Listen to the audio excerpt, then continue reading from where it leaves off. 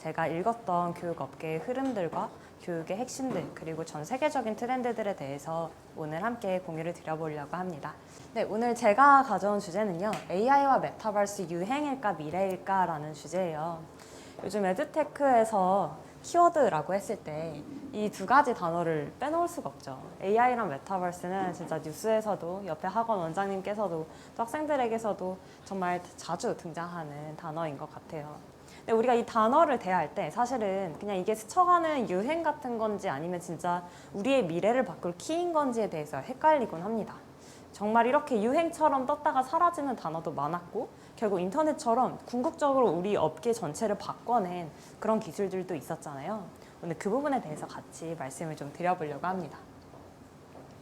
먼저 오늘 클라썸이라는 이제 저희 서비스 명이자 회사 명을 처음 들어보시는 분들도 계실 것 같아요. 그래서 오늘 회사 소개 잠깐 드리고 그 다음에 오늘 본격적인 주제를 말씀드리려고 합니다. 클라썸이라고 하면요, 많은 분들께서 이거 썸 타는 거냐, 데이팅 앱이냐 이런 질문도 많이 주세요. 근데 사실 클라썸은 클래스랑 포럼의 합성어입니다. 그래서 우리가 보통 수업을 한다라고 했을 때 보통 이제 수업에 대한 지식을 전달하는 경우들이 굉장히 많잖아요. 근데 그게 아니라 학생들이 서로 질문하고 답변하고 그리고 또 토론하는 그런 포럼의 장으로 만들자라는 의미에서 시작된 게 바로 클라썸입니다. 현재 클라썸은 미국부터 일본, 아프리카, 우간다까지 전 세계 25개국 5,000개 이상의 교육기관에서 사용을 하고 있습니다. 수많은 학교와 기업 그리고 학원들에서 사용을 하고 있고요.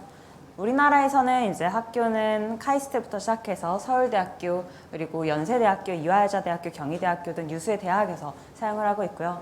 또 기업 같은 경우에도 삼성부터 SK하이닉스, LG CNS 등 유수의 기업에서 교육을 하실 때 사용을 하고 계십니다.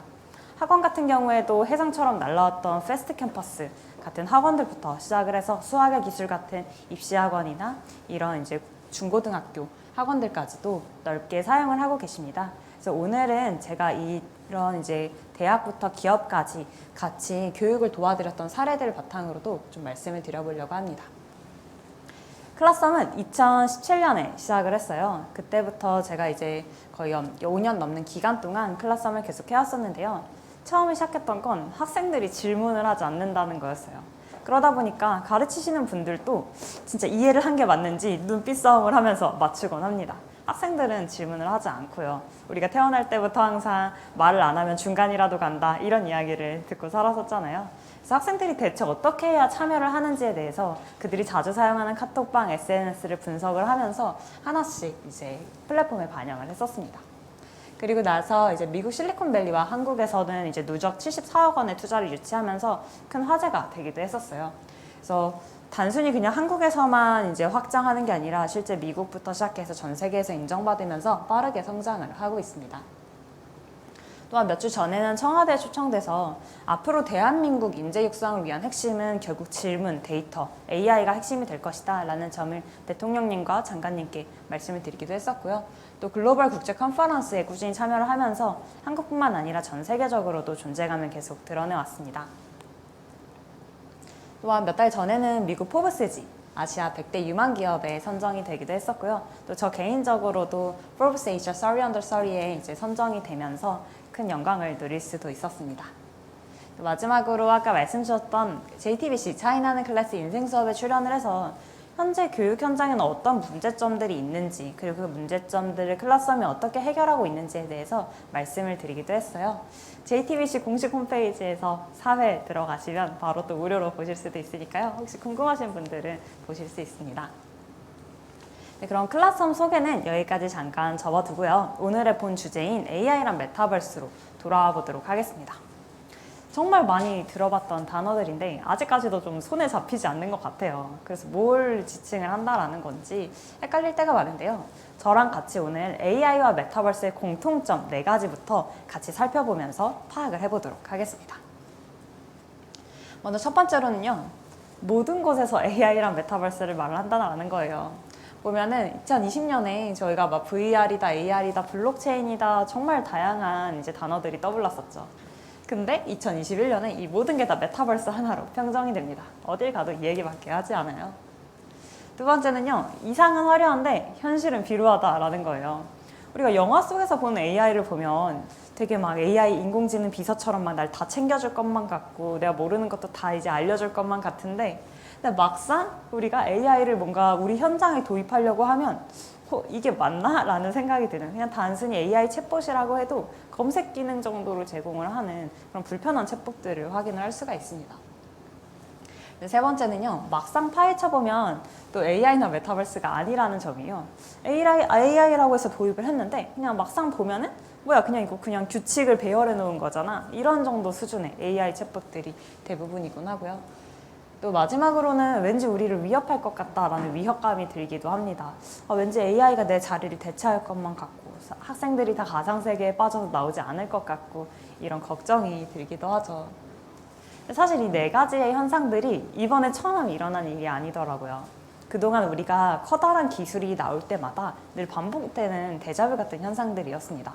처음에 인터넷 나왔을 때 생각나시나요? 그때 사람들이 빅브라더다, 이제 우리 24시간 사생활 감시당하는 거다, 이런 우려들이 많았는데도 불구하고 결국에 장점은 살리고 단점은 보완하는 형태로 이제는 인터넷이 접목되지 않은 분야가 없죠. 교육 같은 경우에도 인터넷 강의 돌풍이 불어닥치고 메가스터디가 나오고 하면서 정말 많은 업계의 변화가 이루어졌었고요.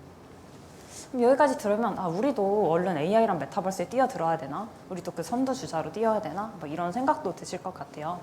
우린 언제나 역사에서 배워왔으니까요. 저랑 같이 인터넷의 역사를 한번 쫓아가 보도록 하겠습니다. 이게 글로벌 기업들의 시가총액 랭킹입니다. 보시면 애플, 인터넷 기업, 마이크로소프트, 구글, 아마존 다 인터넷 기업들이죠. 근데 이게 교육 현장에서도 이 혁신들이 일어납니다. 보시면 오프라인 캠퍼스를 다 없앤 온라인으로 혁신하고 있는 이 미네르바 스쿨조차도 하버드 대학의 경쟁률을 뛰어넘었다라고 할 정도로 큰 화제를 불러일으키면서 승승장구를 하고 있죠. 근데 사실 이런 것들의 공통점을 보면요, 인터넷을 직접 만든 게 아니에요. 인터넷이라는 기술은 이미 잘 존재하고 있는데 이거를 잘 끌어다 활용을 한 것이죠. 우리가 여기서 주목해야 하는 점은 대체 이 기술을 언제 어떻게 적재적소에 활용을 해야 우리가 이 물결을 타고 승승장구를 할 수 있는가, 바로 이 지점을 알아봐야 합니다. 바로 이런 걸 레버리지라고도 부르는데요. 우리가 조그만한 힘을 주더라도 기술에 큰 효과를 얻고 훨씬 더 큰 교육의 성과, 우리 사업의 성과를 이뤄낼 수 있을까라는 부분을 레버리지라고도 할 수 있습니다. 그럼 대체 이 레버리지를 어떻게 하면 잘할 수 있는가? 이건 두 가지 단계로 나뉘게 되는데요. 먼저 첫 번째 단계는요, 중요한 문제를 정의를 하는 겁니다.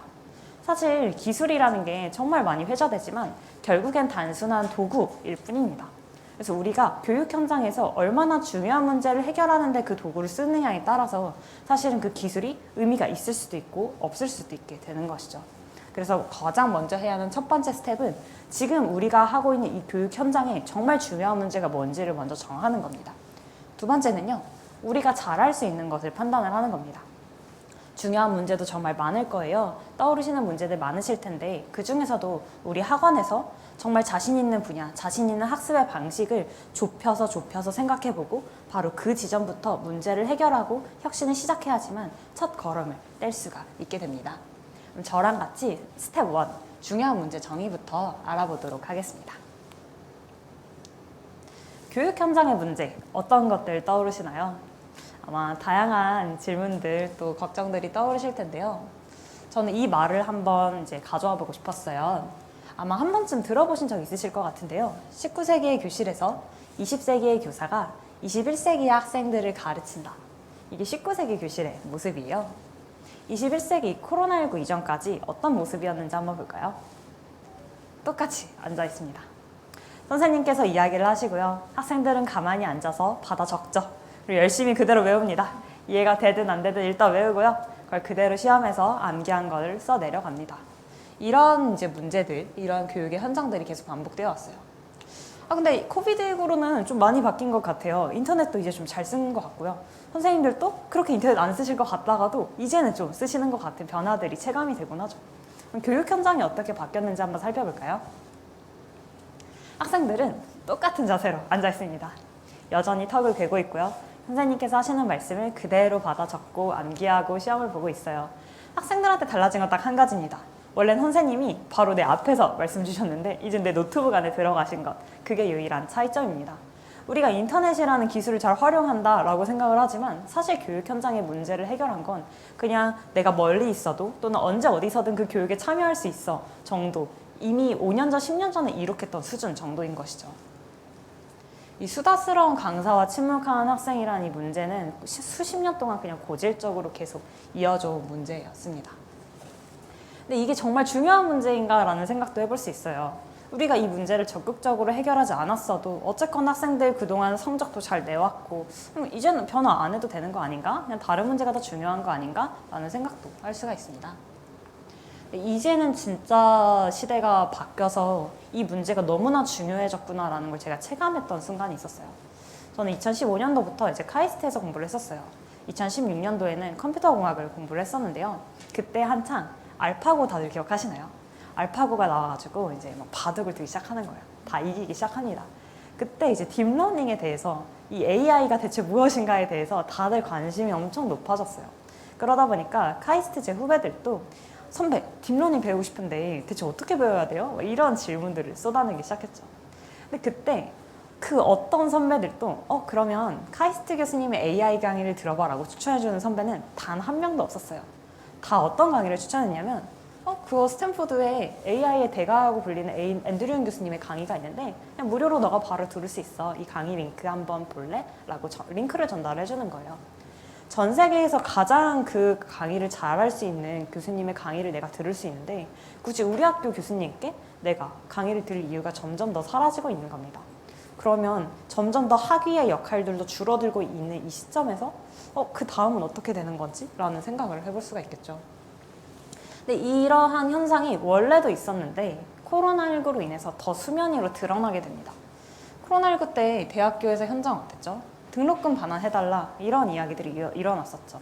학원에서도 선생님 그냥 막 학생들이 막 말합니다. 선생님 이렇게 편하게 수업하는 거 아니냐. 근데 왜 학생 뭐 수강료 똑같이 받냐. 이런 이야기들이 나오기 시작하는 거예요.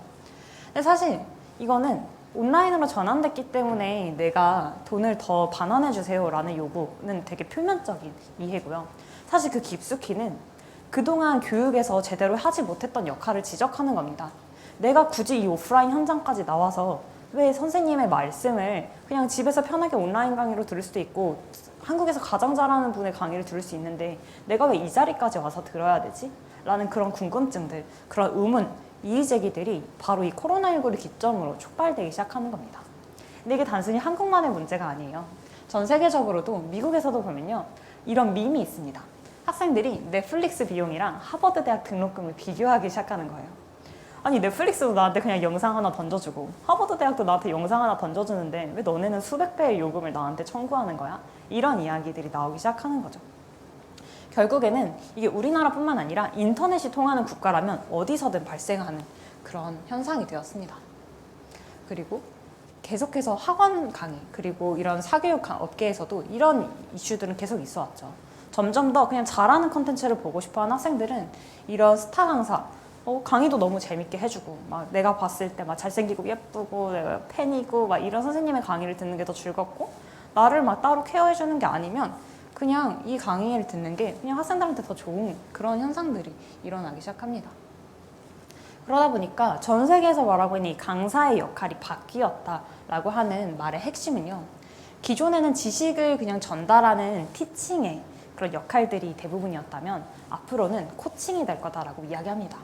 어차피 좋은 컨텐츠들은 세상에 많은데 그 컨텐츠를 오히려 선생님이 활용을 해서 학생들의 질문을 이끌어내고 토론을 이끌어내고 진짜 케어를 한 명 한 명씩 해주는 그런 코칭의 역할들이 선생님의 중요한 역할로 대두될 거라고 이야기를 하죠. 이에 맞춰서 교육기관, 대학교, 기업, 학원의 역할도 달라질 거라고 이야기를 합니다. 기존에는 우리 학원에서 너네 학교에 맞춰져 있는 컨텐츠를 제공을 해줄게 라던가 아니면 우리가 진짜 이 모의고사에 대해서 정말 잘 해줄 수 있어 이런 컨텐츠를 계속해서 과시를 했었다면 이제는 그게 아니라 학생들의 참여의 장을 마련하는 게 중요해졌습니다. 이해가 안 갔으면 질문할 수 있게 해주고 다른 학생들 질문 통해서 서로 배울 수 있게 도와주고 그런 부분들을 인터넷에서 내가 혼자 집구석에서 그냥 강의를 듣는다고 해서 얻을 수 있는 가치들이 아니잖아요. 바로 그런 걸 교육기관에서 제공을 해줘야 한다라고 전 세계에서 이야기를 하고 있습니다. 그렇기 때문에 우리 학원에서 봤을 때는 이렇게 세 가지가 중요하다라고 보여집니다. 첫 번째는 철저한 학습 관리예요. 이거는 선생님께서 열심히 하시면 왠지 어느 정도는 될 것 같죠. 그동안에도 열심히 잘 하고 계신 분들도 있으셨을 것 같아요. 두 번째는 학생들의 자발적 참여입니다. 그동안에는 학생들을 어떻게든 올가매서 자, 너 이때까지 반드시 이거 풀어와 라고 하는 위주의 교육 방식이 이제 줄을 이뤘습니다. 근데 이제는 단순히 그렇게 그냥 쥐어짜서 학생들을 관리하는 것뿐만 아니라 어떻게 하면 학생들이 스스로 더 질문할 수 있고 학생들이 서로 답변을 하면서 더 배워나갈 수 있는지 이런 자발적인 참여의 장을 마련해 주는 게 점점 더 중요성이 커지고 있습니다. 세 번째는요. 그래서 이런 데이터들을 결국에는 축적하고 분석해서 실제로 학부모님들한테도 드리고요. 성인 교육이라면 스스로 학생들 내가 이렇게 배웠었지라는 걸 또 인식시켜줘야지만 학생들이 내가 이걸 통해서 학습 효과가 높았구나라는 걸 또 인지할 수 있잖아요. 그래서 이 세 단계까지 이 세 단계를 잘하는 게 앞으로 점점 더 중요해질 거라고 이야기를 합니다. 여기서 그럼 학생들이 일단 자발적 참여를 해야 할 텐데 그래야 뭐 데이터도 나오고 할 거잖아요.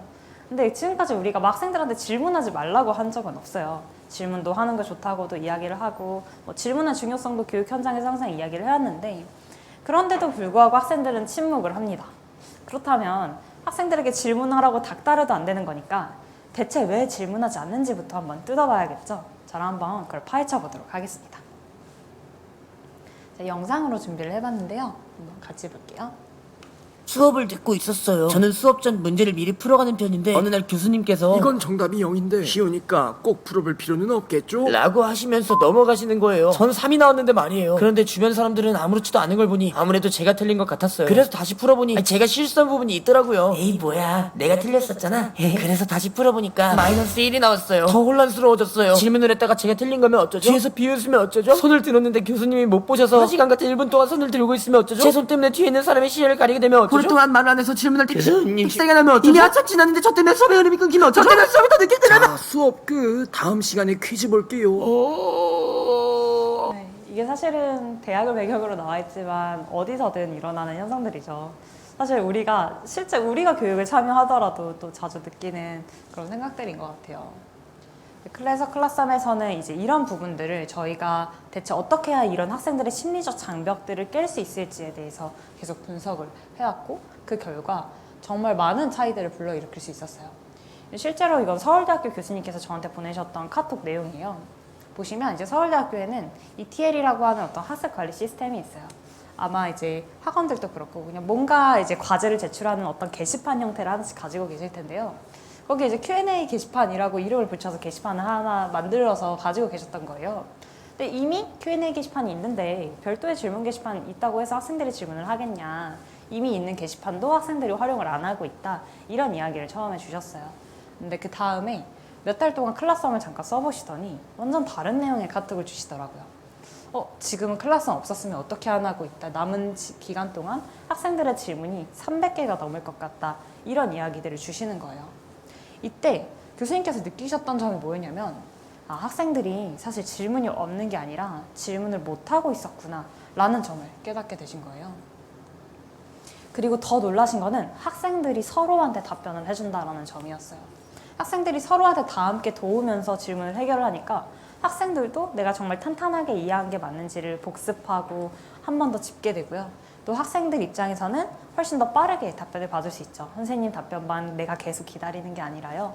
그리고 선생님께서도 시간을 더 절약하고 학생들이 진짜 어려워서 못 푸는 문제들 또 학생들 한 명 한 명을 케어하는데 시간을 쓸 수 있게끔 되었습니다. 특히나 이제 학생들의 단순히 그냥 몇 점 맞았어요 정도의 성적 데이터가 아니라 학생들마다도 얼마나 질문을 했는지 어떤 수준의 질문을 하는지 이런 것들이 보이니까 원래는 눈빛 보고 그냥 때려 맞추기 이런 식의 이제 수업들이 이루어졌다면 이제 이 학생에 대한 이해도를 선생님께서 훨씬 더 실감하시면서 느끼고 체크하고 또 수업의 난이도를 맞춰 나갈 수 있게 된 것이죠. 여기까지는 이제 텍스트 커뮤니케이션이었어요. 우리가 이제 보통 질문이나 답변을 할 때 수업 전후에 이렇게 텍스트로 커뮤니케이션을 하게 되는데요. 우리가 실시간 비대면을 하는 순간들도 있잖아요. 그때도 소통의 방식은 달라져야 합니다. 지금까지 보면요. 대부분 아마 줌으로 많이 하셨을 것 같아요. 보통 화상회의 툴을 많이들 사용을 하시는데요. 줌의 가장 큰 단점이 있어요. 아마 많은 단점들을 느끼셨을 텐데 일단 가장 큰 점은요. 소통이 굉장히 기형적으로 되고 있다는 점이에요. 우리가 줌으로 수업을 하는 현상을 그 현장을 한번 상상해 볼게요. 선생님께서 막 이야기를 하십니다. 그러다가 학생이 질문이 생겼어요. 학생이 이제 질문을 채팅창에 조용히 치죠. 그럼 이제 선생님이 또 화면 공유하시느라고 채팅창 잘 못 보시기도 하고요. 또 더블 모니터 있는 분은 그거 발견하시고 학생 그거 질문해보세요 라고 이야기를 합니다. 그럼 학생들은 그제서야 발언권을 얻고 질문을 할 수 있게 되는 거예요. 마치 우리가 오프라인 현장에서는 학생들이 그냥 손 들고 바로 질문하면 됐던 것들을 온라인으로 옮기니까 선생님께서 학생들의 이렇게 입을 막고 있다가 그 손을 떼줘야지만 학생들이 그제서야 이야기를 할 수 있는 그런 기형적인 소통의 구조들이 나오게 되는 것이죠. 사실 이럴 때 저희는 메타버스 기술이 필요하다고 생각을 해요. 많은 분들이 그냥 메타버스 많은 대학들에서도 사용을 하실 때 그냥 우리 대학의 브랜딩을 위해서 그 공간을 그대로 구현을 한다던가 그냥 학생들의 흥미를 끌기 위해서 이렇게 하면 학생들이 좀 더 재밌어 하지 않을까라고 생각하면서 시작하시지만 사실 하루 이틀 가지가 않죠. 그리고 보통은 교육에 메타버스가 잘 맞지 않다고 생각하세요. 그 이유는 대표적인 메타버스 플랫폼들이 사실 이 교육에 적합하지 않은 측면들이 있기 때문인데요. 크게 두 가지 때문입니다. 아까 말씀 주신 것처럼 학생들이 줌 카메라 다 끄고 있으면 너무 답답하잖아요. 자리에 앉아 있는 건지, 그래서 내 이야기를 듣고는 있는지 모르겠다고 뭔가 표정을 짓고 있는지를 알 수가 없는데 메타버스에서는 이렇게 아바타만 돌아다니다 보니까 똑같이 그 단점들을 고스란히 겪게 됩니다. 계속해서 답답하게 되는 것이죠. 두 번째로는 1인칭 시점이라는 점이에요. 보시면은 내가 그냥 게임을 한다라고 했을 때는 그냥 1인칭으로 내 옆에 있는 친구들만 보여도 그냥 재밌게 잘 할 수 있어요. 근데 교육에서는 그렇지 않잖아요. 선생님께서는 학생들 전체적으로 다 관리를 해주셔야 됩니다. 학생들 자리에 앉아 있는지, 뭐 조별 활동 시켰으면 조별 활동 잘 하고 있는지 이런 것들을 봐주셔야 되는데 그렇지 않고 학생들이 그냥 옆에 앉아 있는 학생들만 보이다 보니까 관리가 안 되는 거예요. 그래서 지금 현존하는 메타버스 플랫폼 중에서도 저희는 가장 적합한 게 바로 이 겟더라고 바라보고 있습니다. 그게 두 가지 시점, 두 가지 특징 때문인데요. 일단 첫 번째로는 3인칭 시점이라는 점이에요. 보시는 것처럼 학생들이 여기서 자유롭게 오가면서 이야기를 나누는데 전지적인 시점에서 학생들의 전체적인 행동들을 바로 보실 수가 있어요. 두 번째로는 화상 기술이 탑재되어 있다라는 점이에요. 보시면은 이렇게 학생들이 스페이셜 오디오라는 기술이 특별히 적용이 되어 있어서 두 아바타가 가까워지면 얼굴이 더 선명하게 보이고 목소리가 크게 들리고요. 두 아바타가 멀어지면 얼굴이 희미하게 보이고 목소리가 안 들립니다. 마치 우리가 오프라인에서 실제로 겪는 그런 소통의 현장들과 비슷할 수가 있는 거죠. 그렇기 때문에 실제로 교육의 운영이 가능한 형태의 메타버스가 가능하게 되는 거예요. 만약 이런 메타버스를 사실 도입한다고 하더라도 그냥 기껏 이렇게 메타버스 도입했는데 평소처럼 선생님만 막 이야기하다가 끝나면 사실 메타버스를 도입한 이유가 없습니다. 실제로 학생들이 서로 참여하고 같이 조별 활동을 하고 뭔가 서로한테 말을 걸고 이런 이제 활동들을 계획을 하고 그 학습 활동을 할 때 사실은 선택적으로 활용해야지만 이 메타버스의 장점을 실제 교육의 효과로 직결시킬 수 있다라고 할 수가 있습니다. 그게 아니면 그냥 줌으로 안정적으로 수업을 하는 게 훨씬 더 좋을 수가 있는 것이죠.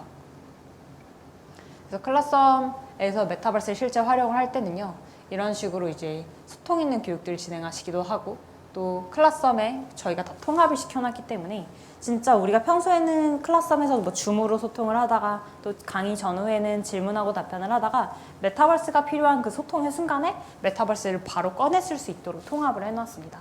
그렇기 때문에 모든 교육 환경을 다 메타버스로 옮겨야 돼가 아니라 정말 적재적소의 하나의 기술로서 메타버스를 활용할 수 있는 그런 환경을 제공을 해드리고 있어요. 자, 그럼 여기까지는 학생들의 입장이었어요. 그 다음으로는 강사님의 입장도 정말 중요하잖아요. 저랑 강사님의 입장도 한번 살펴보도록 하겠습니다. 보통 강사님들께 이런 말씀들을 많이 주세요.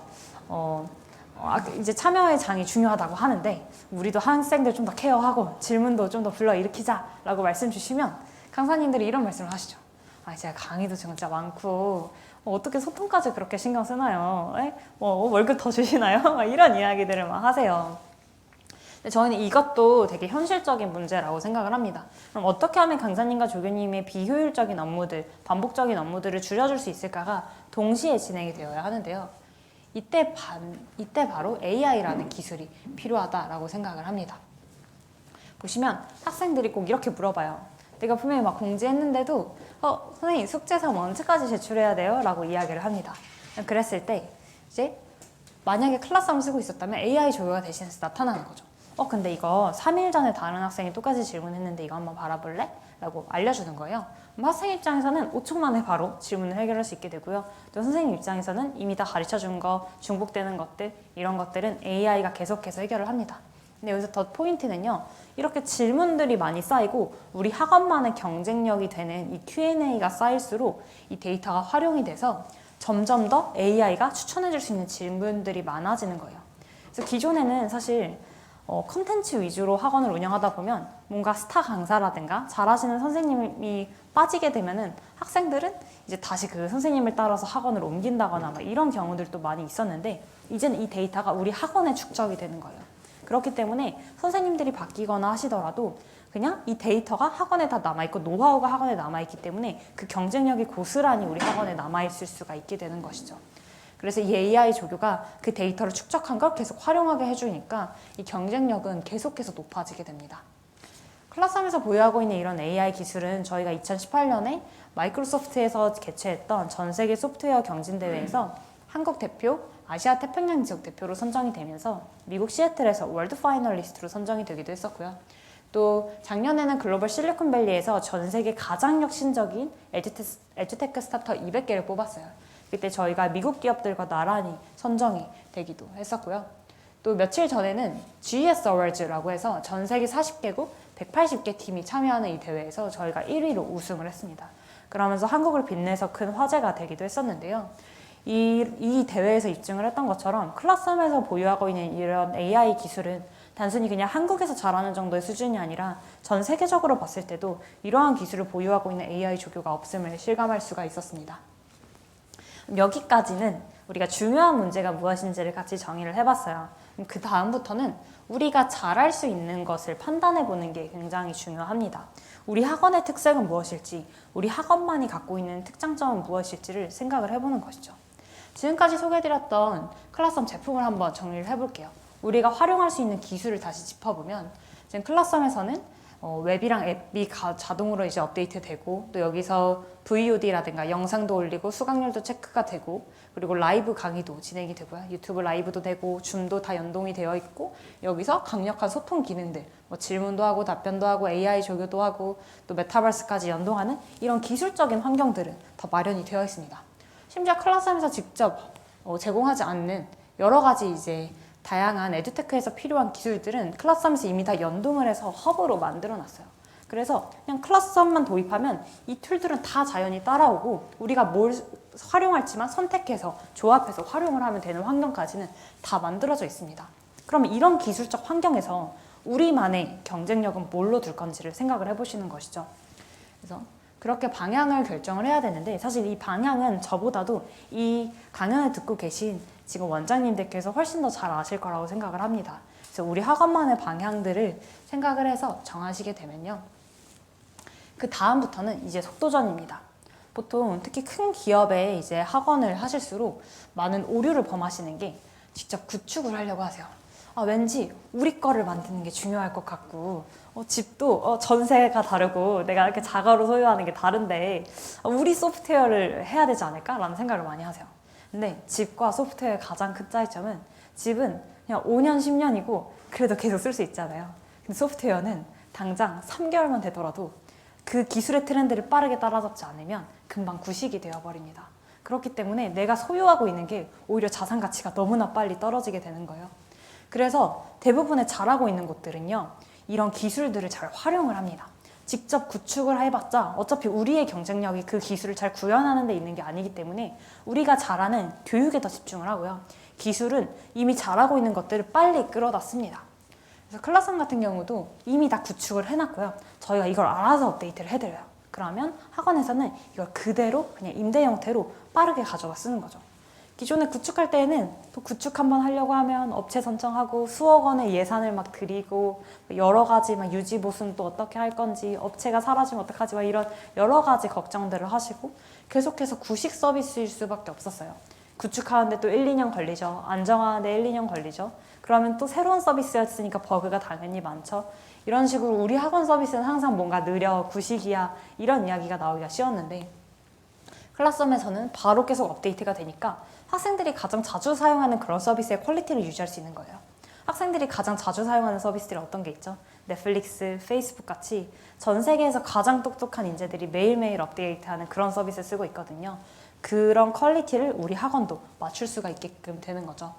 그래서 자동 업데이트뿐만 아니라 실제로 어떤 서비스에 오류가 있거나 버그가 있을 때도 우리 학원 또 매니저님들이 직접 시간을 써서 업체랑 연락하고 학원의 불만들을 다 받는 게 아니라 직접 그냥 클래스룸에 바로 연락해서 학부모님들이나 학생들도 불만사항을 바로 해결할 수 있도록 도와드리고 있고요. 또 강사분들이 또 잘 사용하실 수 있을까 이런 걱정도 많이들 하세요. 이제 겨우 줌에 익숙해지셨는데 또 새로운 서비스 쓰라고 하면은 또 어떻게 교육을 드려야 될지 막막해 하시는 분들도 많으시는데 클래스룸 같은 경우는 저희가 영상 가이드, 텍스트 가이드뿐만 아니라 설명회까지 직접 해드리고 있어요. 그래서 그 설명회에서도 단순히 이 기능을 쓰시려면 이 버튼을 누르시면 됩니다 정도의 수준이 아니라 실제로 그 교육 방법에 맞춰서 학생들한테 클래스룸을 어떤 공간으로 공지하셔야 되는지, 학생들한테 클래스룸을 공지하실 때 어떤 OT 자료를 쓰시면 편하신지까지도 저희가 다 제공을 해드리고 있어요. 그러다 보니까 사실 이런 소통 공간도 결국엔 도구일 뿐이라서 처음에 어떤 식으로 공지하느냐에 따라 정말 차이가 많이 나거든요. 학생들한테 이 공간은 너네가 직접 답변하고 질문하는 그런 공간이고, 그리고 예를 들어 약간의 당근만 좀 곁들여 주셔도 차이가 엄청나요. 예를 들어 클래스룸에는 통계 형태로 학생들의 활동을 트래킹할 수가 있게 되어 있어요. 학생들마다 질문을 몇 개 했는지, 답변을 몇 개 했는지, 좋은 답변을 많이 해서 좋아요를 몇 개 받았는지 이런 것들을 다 트래킹할 수 있는데, 이제 최소한 뭐 질문 4개, 뭐 답변은 4개 해야 되고, 만약에 좋은 답변을 많이 해서 좋아요를 많이 받은 학생이 있으면 이런 시상을 해줄 거예요 같은 제도만 선생님이 처음에 잘 세팅을 해주셔도 그냥 한 학기 동안 또는 하나의 교육과정 동안 정말 편하게 수업을 하실 수 있을 거예요. 그런 팁들까지도 선생님들께 저희가 직접 다 설명회를 통해 안내를 해드리고 있어요. 그리고 클래스룸 자체도 자유롭게 커스터마이징을 하실 수 있어요. 우리 학원에 맞춰서 로고도 넣고요. 그리고 우리 학원은 AI 기능을 쓰고 메타버스 기능을 쓰지 않을래요. 이런 것들을 직접 다 조합하실 수 있기 때문에 마치 그냥 우리 학원 서비스처럼 직접 만지실 수가 있고요.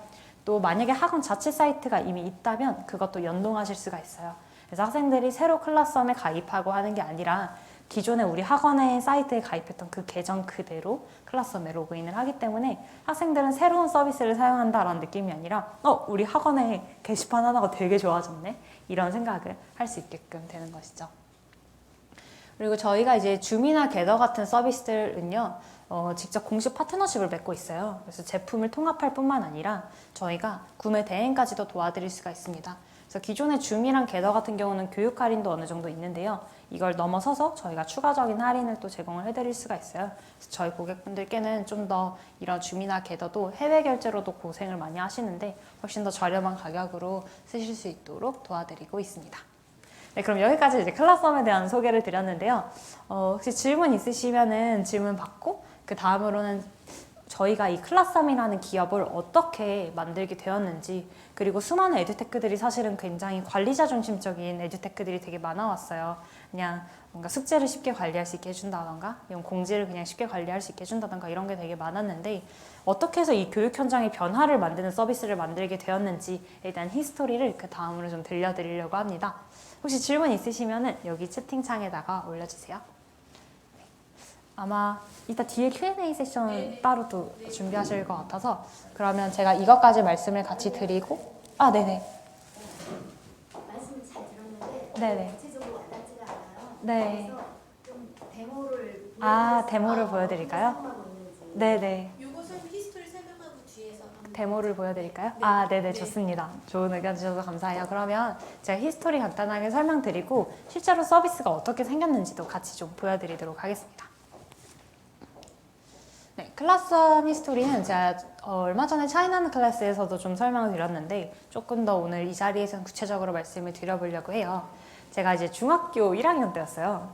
그때 이제 밤마다 왜 그런 친구 한 명씩 있잖아요.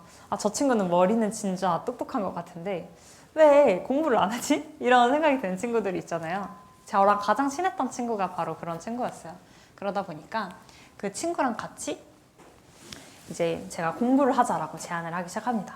그 친구가 이제 3일 동안 이제 고민을 하더니 와가지고 그래 같이 공부를 해보자라고 하더라고요. 그래서 저랑 한 2, 3주 동안 계속 같이 공부를 했어요. 문제집도 제가 이제 안내해주고 같이 교과서도 설명해주고 했었는데 그렇게 하고 나니까 그 친구가 한 번의 시험에서 원래 반에서 30명 중에 24등 정도 하던 친구였는데 거의 반 6등까지 올라오더라고요. 그래서 이제 친구 부모님이 너무 좋아하시고 저한테도 막 피자도 사주시고 콜라도 사주시고 막 이런 일들이 있었어요.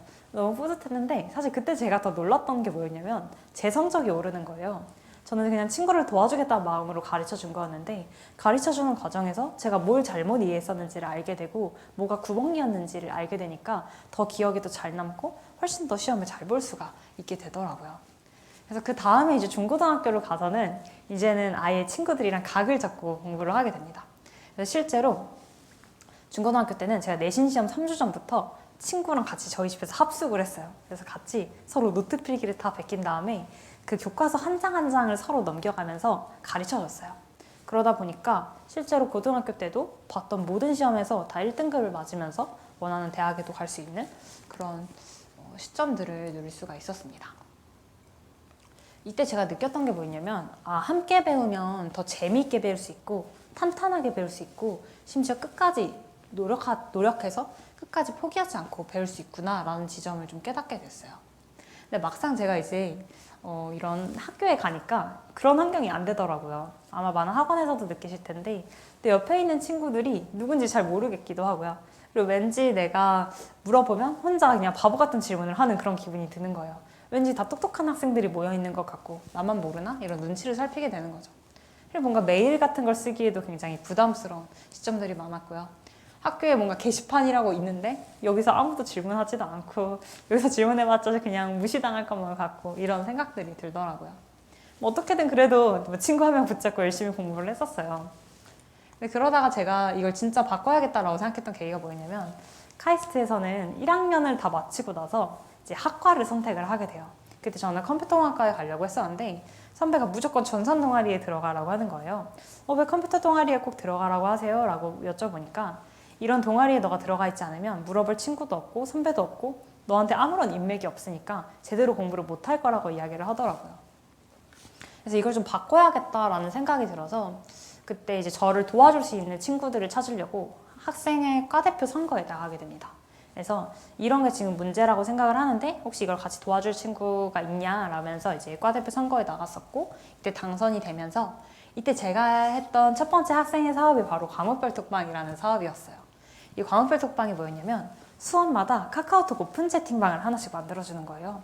여기 안에서 서로 다 같이 질문도 하고 답변도 하고 선생님께서도 같이 알려주시면 훨씬 더 편하게 소통할 수 있을 텐데 라는 생각을 했었던 거죠. 그 결과가 어땠을까요? 정말 엄청난 반응을 불러일으켰어요. 학생들이 막 서로 그냥 단순히 내일 시험이 있냐 뭐 이런 질문들부터 시작해서 정말 다양한 질문과 답변들을 서로 주고받고 이렇게 학업적인 질문들까지 서로 주고받기 시작합니다.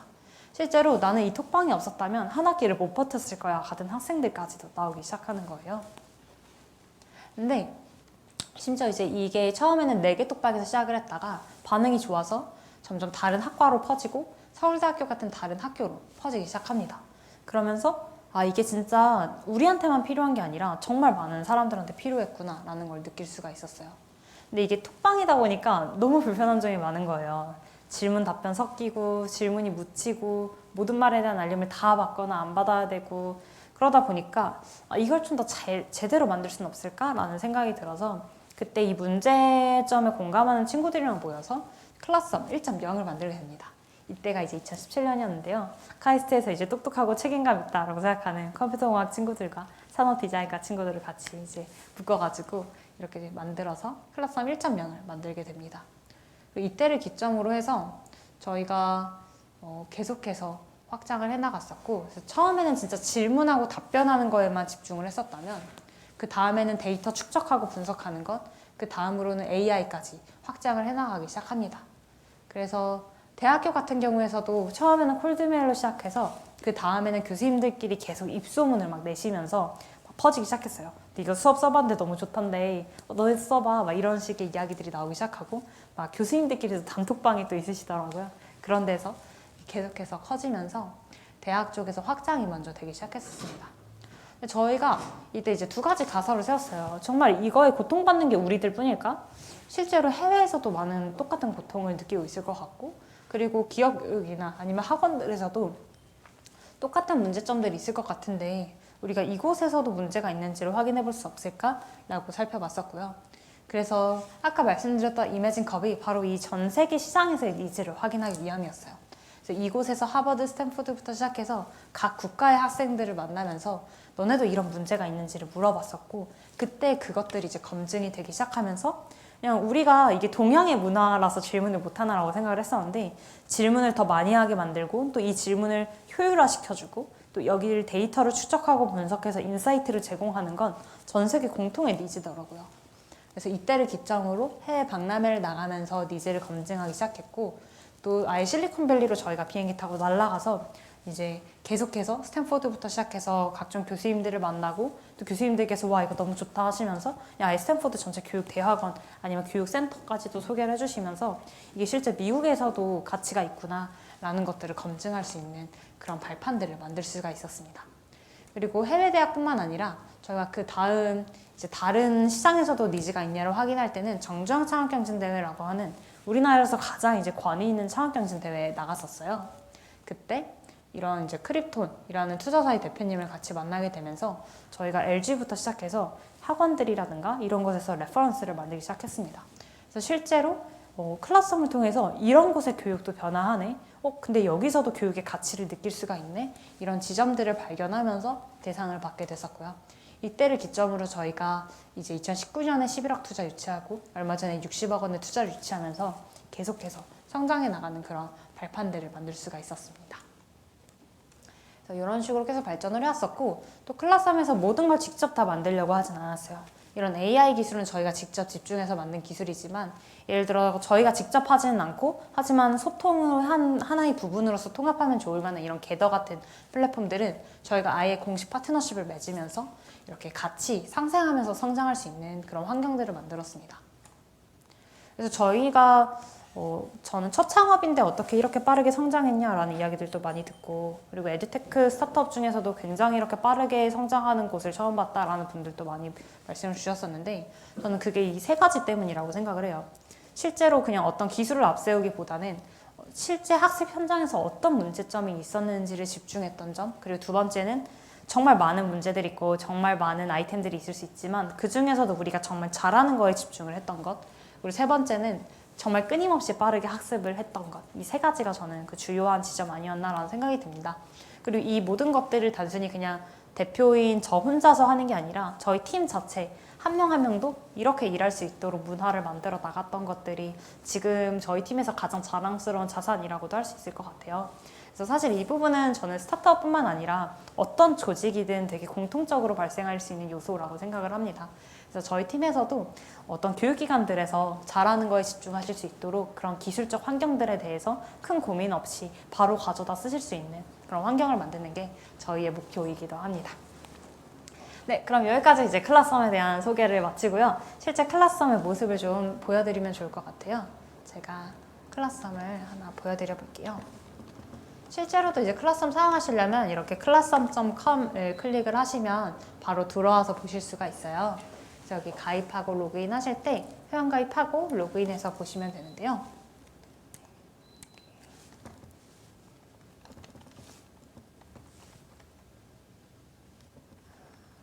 제가 오늘은 데모 계정으로 하나 들어가서 보여드려 보도록 할게요. 네.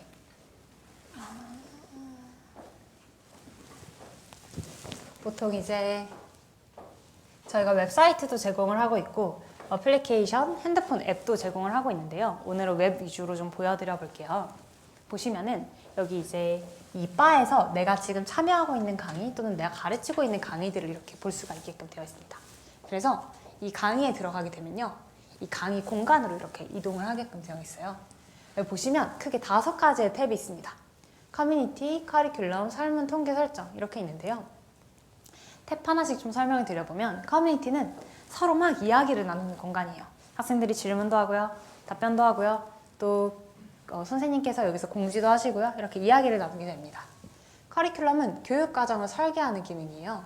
여기서 내가 뭐 1차 시는 줌으로 하고요. 2차 시는 영상으로 대체도 하고요. 이런 과정들을 설계하실 수가 있게끔 되어 있어요. 그래서 학생들한테 그냥 줌 링크 그때마다 계속 던지고 막 이런 게 아니라 이미 여기에 줌도 다 예약되어 있고 여기에 막 VOD도 다 올라와 있기 때문에 학생들은 정해진 시간에 어차피 푸시 알림이 알아서 오고 그냥 그 푸시 알림 클릭하면 자동으로 그냥 줌으로 들어가게 되는 그런 교육 과정들을 설계하실 수가 있어요. 그리고 말 그대로 설문을 통해서 만족도 조사 같은 것들도 진행할 수 있고요. 여기 통계를 통해서 전체적인 데이터의 분석들이나 실시간으로 학생들이 얼마나 잘 따라오고 있는지 이런 거 분석하실 수가 있게 되어 있어요. 그리고 설정 같은 경우에는 우리 학원 여기 로고부터 시작해서 정말 학생들마다의 뭐 역할, 우리는 뭐 멘토, 멘티라고 불러, 우리는 수강생이라고 불러 이런 것들까지도 다 지정할 수 있게끔 되어 있습니다. 먼저 커뮤니티부터 좀 더 자세하게 알아볼게요. 학생들이 가장 좋아하는 기능은 바로 이 질문 기능이에요. 보통 질문을 한다라고 했을 때 학생들이 이제 답답해하는 경우가 많은데 그냥 학생들이 자주 사용하는 SNS처럼 이렇게 질문을 할 수가 있게 돼 있어요. 그리고 요즘 학생들 이제 수학, 수식이나 이런 것들도 되게 어려워하는 경우가 많아요. 직접 또 글로 쓰고 그걸 또 찍고 올리면 선생님이 글씨 못 알아보시고 막 이런 경우들이 많은데 그때 그냥 클래스홈에서는 바로 여기서 수식을 입력할 수가 있어요. 그렇기 때문에 선생님 입장에서도 데이터가 훨씬 더 깔끔하게 보이고 이런 수식들이 다 실제 사진 데이터가 아니라 텍스트로 저장되기 때문에 나중에 중복 질문이 나오거나 아니면 검색을 해보거나 할 때도 이 질문들을 그대로 활용할 수가 있게끔 되는 것이죠. 첨부 파일 같은 것들도 가능하고요. 만약에 코딩 학원을 운영하시는 부분들이 있다면 여기서 바로 이렇게 코딩을 할 수도 있게끔 되어 있습니다. 그래서 보통 코딩을 한다라고 하면은 이거 그대로 캡처해서 올리기 때문에 선생님들 입장에서는 와 이걸 내가 직접 다시 다 타이핑해가지고 돌려보라는 건가? 막 이런 당황스러운 상황들이 생겨요. 클래스홈에서는 어떤 프로그래밍 언어인지 바로 인지해서 이렇게 하이라이팅도 해주기 때문에 코드도 한 번에 보고요. 심지어 복사해서 붙여넣기 하면 그냥 바로 실행해 볼 수 있는 그런 프로그래밍적인 환경들까지도 제공을 하고 있습니다. 그래서 이렇게 질문을 올리게 되면요. 이런 식으로 이제 카테고리, 이런 식으로 페이스북 피드처럼 글이 하나씩 쌓이게 되어 있습니다. 그래서 제가 한번 9번 게시글을 클릭해 볼게요. 그럼 여기에 왼쪽이 질문의 영역이고요. 오른쪽이 이렇게 답변의 영역이라고 할 수가 있어요. 여기 보시면 질문은 이렇게 글로 나오고요. 댓글은 이렇게 이제 채팅 형태로 서로 나오게 돼요. 서로 막 이렇게 좋아요 같은 이모지들도 누를 수가 있게끔 되어 있고요. 여기서 좀 특이한 점이 있어요. 보시면 눈치 빠른 표범, 졸린 나비 이런 닉네임들이 있죠. 이게 바로 익명으로 질문을 하는 기능이에요. 익명으로 질문을 하고 답변할 수 있기 때문에 학생들이 막 친구들이 나댄다고 하지 않을까? 뭐 바보 같은 질문 아닐까? 이런 고민을 하는 게 아니라 그냥 편하게 이야기를 할 수가 있게끔 되는 것이죠. 근데 이때 선생님들은 또 걱정이 많으세요. 혹시 익명으로 애들이 이상한 글을 올리면 어떡하지? 이런 고민들도 많이 하시는데 그래서 선생님 같은 경우에는 이렇게 학생들의 실명을 볼 수 있게끔 되어 있어요. 그렇기 때문에 기본적인 수지 관리도 가능하고 이게 학생들도 다 알고 있어요. 선생님의 실명으로 보인다는 걸. 근데 오히려 좋아합니다. 왜냐면 친구들한테는 나댄다는 소리 듣고 싶지 않은데 선생님한테는 어필하고 싶거든요. 저 이렇게 열심히 공부하고 있어요. 이런 것들을 어필할 수 있도록 도와주고 있고요. 또 학생들이 가장 좋아하는 건 다른 학생들의 질문과 답변을 보면서 배울 수 있다는 점이에요. 기존에는 선생님한테 그냥 1대1로 카톡하고 1대1로 막 전화하고 하다 보니까 다른 친구들이 질문을 하는지 어떤 질문을 하는지도 몰랐다면 이제는 여기서 다 공유가 되잖아요. 그래서 여기서 배울 수 있는 거죠. 그래서 다른 학생들의 질문을 보다가 이거 나도 궁금했는데 라는 생각이 들면 여기는 이 저도 궁금해요 버튼을 눌러요. 그러면 답변이 달렸을 때 알림을 받을 수도 있고요. 그리고 궁금해요를 많이 받은 질문이 있으면 인기 질문으로 선정이 됩니다. 그렇기 때문에 이제 모든 선생님과 학생들한테 학생들이 많이 궁금해하는 질문은 푸시 알림으로 가는 거예요. 그래서 학생들이 많이 궁금해하는 질문일수록 더 빠르게 답변을 받을 수 있도록 도와주는 것이죠. 그리고 여기까지 이제 질문 기능이었다면 선생님들, 강사님들께서 가장 좋아하시는 기능은요, 바로 이 공지 기능이에요. 예를 들어 이제 공지를 하나 클릭해 볼게요. 보시면 여기 왼쪽에서 이제 공지를 하고요. 여기서 서로 채팅을 할 수가 있게끔 되는데 여기서 몇 %가 확인했는지를 알 수가 있어요. 그리고 심지어 더보기 눌러보시면 누가 읽었고 읽지 않았는지까지 다 보실 수가 있어요. 그리고 읽지 않은 학생들 대상으로는 푸시 알림을 또 줄 수가 있어요. 그래서 보통 조교님들은 이거 100% 찰 때까지 계속 누르시더라고요. 그래서 막 쫓아다니면서 또 학생은 뭐 그런 공지 없었어요, 못 봤어요 이런 게 아니라 그냥 바로 잘 관리하실 수 있도록 도와드리고 있습니다. 그리고 여기까지가 이제 공지였다면 피드백 채널이 있어요. 또 학생들 좀 상담을 한다거나 이번 수업 어려웠는지 이런 것들을 물어보고 체크하는 것들이 되게 중요한데요. 특히 초보 선생님들 같은 경우에는 중간 난이도를 어디다 맞춰야 될지 몰라서 답답해 하시는 경우가 되게 많아요. 그래서 클래스홈에서는 선생님도 쉽게 질문해야 한다라는 모토가 있어서 얘들아 이번에 첫 수업 어땠어? 첫 과제 어땠어? 얘들아 이번에 뭐 상담하고 싶은 거 있어? 라고 이렇게 물어보면요. 학생들과 1대1 톡방들이 생깁니다. 그래서 이런 식으로 학생마다 선생님과의 1대1 방이 생겨요. 학생들은 다른 학생들의 방은 볼 수 없고요. 선생님은 학생들마다의 방을 관리할 수가 있죠. 그래서 선생님 저 이런 점이 어려웠어요 라고 하면요. 원래 설문조사로 받았으면은 그냥 어려웠구나 하고 끝났을 텐데 어떤 점이 어려웠어? 그럼 이런 부분들을 이렇게 시도해보면 어떨까? 이러면서 이제 학생들 한 명 한 명을 케어하고 관리해줄 수 있는 것들이 가능해지고 이게 그냥 막 카톡창 어딘가에 흩어져 있는 게 아니라 한 번에 다 정리가 되어 있다 보니까 나중에 학부모님이나 뭐 이런 분들이 오셨을 때도 딱 정리해서 같이 이걸 바탕으로 이야기를 나눌 수가 있게끔 도와드리고 있습니다. 만약에 학생들이 실명으로 했을 때 좀 잘 반응을 안 하는 것 같다, 솔직한 이야기를 안 꺼내는 것 같다라고 하면요, 익명으로도 받으실 수 있어요. 이거는 선생님께서 애초에 이 피드백을 올리실 때 익명으로 받을지 실명으로 받을지 선택하실 수 있는데요. 만약 익명을 선택하셨으면 이렇게 익명의 친구들과 이야기를 할 수 있습니다. 그래서 이 논란 팬더랑 이렇게 질문 있으면 또 답변을 해줄 수도 있게끔 되어 있고요. 이렇게까지 이제 질문을 다 하면요, 이 모든 글들은 다 이제 검색을 하실 수가 있습니다. 근데 단순히 검색할 수 있는 것뿐만 아니라 여기 보시면 카테고리까지도 가능해요. 이게 뭐냐면 이 모든 글들에 있어서 유형들이 있을 거예요. 글의 유형들이 뭐 1주차 과제에 대한 거 아니면 1단원에 대한 거 이런 것들을 직접 우리 수업에 맞춰서 다 커스터마이징을 해서 넣을 수가 있어요. 그래서 여기서 이런 것들을 바탕으로 만드실 수가 있고요.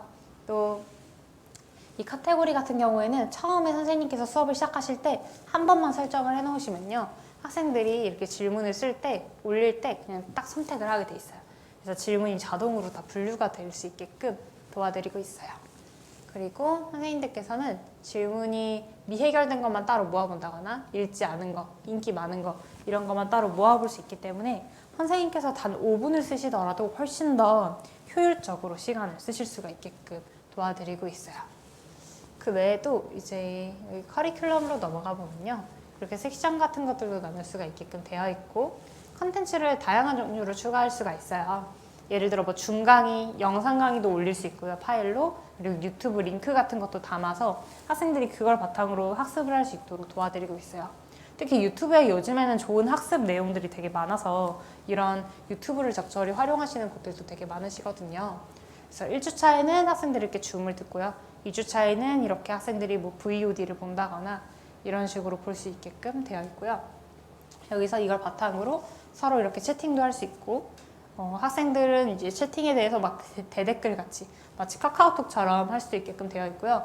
또 상단 고정 채팅으로 공지를 하실 수도 있고, 여기 대시보드를 통해서 몇 %가 봤는지, 아직 안 본 친구들은 누군지, 안 봤으면 푸시 알림 보내고 이런 것들까지 가능합니다. 그래서 진짜 이런 학생들의 수강률 관리 같은 거에도 훨씬 더 공수를 적게 들이실 수가 있어요. 그리고 여기 설문도 한번 넘어가서 볼게요. 설문 같은 경우는요, 이제 실제로 하는 그 어떤 만족도 조사라든가 이런 부분들 다 그대로 만드실 수 있어요. 예를 들어서 뭐 실명인지 익명인지 뭐 이런 설문들도 할 수 있고요. 객관식도 단일 선택, 중복 선택, 아니면 이제 주관식 이런 것들도 다 가능하게끔 되어 있습니다. 실제로 여기서 설문을 하시게 되면 누가 받는지 각자 이제 전반적인 통계라든가 아니면 뭐 개별 보기, 엑셀로 추출하기 이런 것들까지 다 가능하게끔 되어 있고요. 통계 같은 경우에도 이런 식으로 이제 학생들마다 얼마나 이제 추이가 어떤지, 질문 지금 잘 하고 있는지, 학생들이 서로 답변 많이 하는지, 질문을 많이 하면 뭐에 대해서 많이 하는지부터 시작해서 여기서 학생들마다의 통계를 또 보실 수가 있어요. 그래서 아까 말씀드렸던 좋아요를 많이 받은 학생은 뭐 이런 식으로 랭킹으로 나오니까 이런 친구들한테 좀 더 시상을 하거나 가산점을 줄 수 있겠죠. 그리고 학생들별로도 이런 식으로 학습 내역들을 다 볼 수가 있게끔 되고요. 공지 안 읽고 있는 학생들이 있으면은 이 친구들이 이제 잘 못 따라오고 있는 학생들이겠죠. 그리고 PDF로 게시글과 댓글 같은 것도 다 추출해서 그냥 그 수업 한 학기 동안 있었던 것들을 그냥 클립북으로 해가지고 학생들한테 줄 수도 있고요. 그리고 엑셀로 이런 것들은 다 추출하실 수 있기 때문에 학생마다 뭐 참여도 점수 같은 걸 계산을 한다던가 이런 것들도 가능하게 되어 있습니다.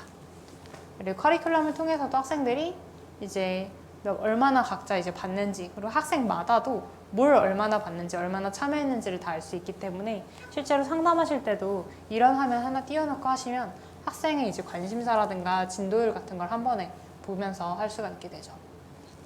그리고 설정 같은 경우에도 이렇게 이제 우리는 뭐 튜터야, 우린 튜티야, 뭐 이런 식으로 되게 다양하게 역할을 우리 학원에 맞춰서 만들 수가 있고요.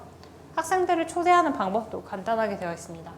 여기 보시면은 학생들 이렇게 링크 하나 알려주시면 돼요. 첫 수업 때 우리는 이런 이 링크로 들어오면은 여기서 질문하고 답변할 수 있어 라고 학생들한테 공지를 해주시면요, 이 안에서 같이 학생들이 이제 입장에서 바로 하실 수 있어요. 그럼 학생들 다 들어오면 그 링크를 꺼버리는 식으로 할 수가 있게끔 되어 있습니다. 네, 여기까지가 이제 클라스원 플랫폼에 대한 전반적인 설명이고요. AI 같은 경우에는 여기서 이렇게 평소에 그냥 질문을 하면 AI가 여기 한 명의 사람처럼 이렇게 답변을 같이 주는 그런 형태로 되어 있어서 별도로 AI한테 물어본다거나 하는 게 아니라 평상시에 여기서 그냥 질문하고 답변하는데 AI가 같이 도와주는 그런 형태로 제공을 하고 있습니다.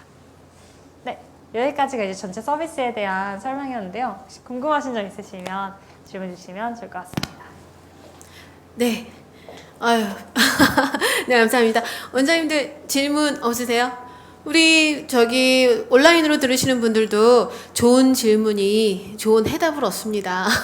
아마 우선은 전체적으로 지금 온라인 우리 클래스룸에 대해서 저기 빠르게 설명을 해주셨기 때문에 뭐지라고 하지만 사실 이 부분이 우리 대표님께서 학생 입장에서 학생이 정말로 디테일한 거예요. 지금 빠르게 그냥 푹 설명해서 그러는 건데 지금 이 안에 정말 너무너무 놀라운 많은 것들이 담겨 있습니다. 호환도 너무 잘 되고 연동도 너무 잘 되고, 그리고 아마 대표님께서 어렸을 때부터 중1 때부터의 그 학생 입장에서 또 가르치는 입장에서 본인의 경험으로 아이들이 어떤 순간에 빠져나가고 어떤 순간에 부족하고 어떤 시간에 애들이 붕 뜨고 이런 걸 미리 다 캐치를 하셔서 그래서 거기서부터 시작을 한 것 같고, 그리고 이제 사업가로서 또 위에서부터 우리가 일반적으로 뭔가를 할 때 버튼 다운으로 탑 다운으로 위에서부터 바라보면 분명히 놓치는 게 있거든요. 근데 기본 베이스가 학생들의 심리를 이미 다 잘 알고 계세요. 어떤 순간에 애들이 딴짓을 한다. 그래서 그런 부분들을 다 지금 여기다 잘 녹여낸 과정입니다.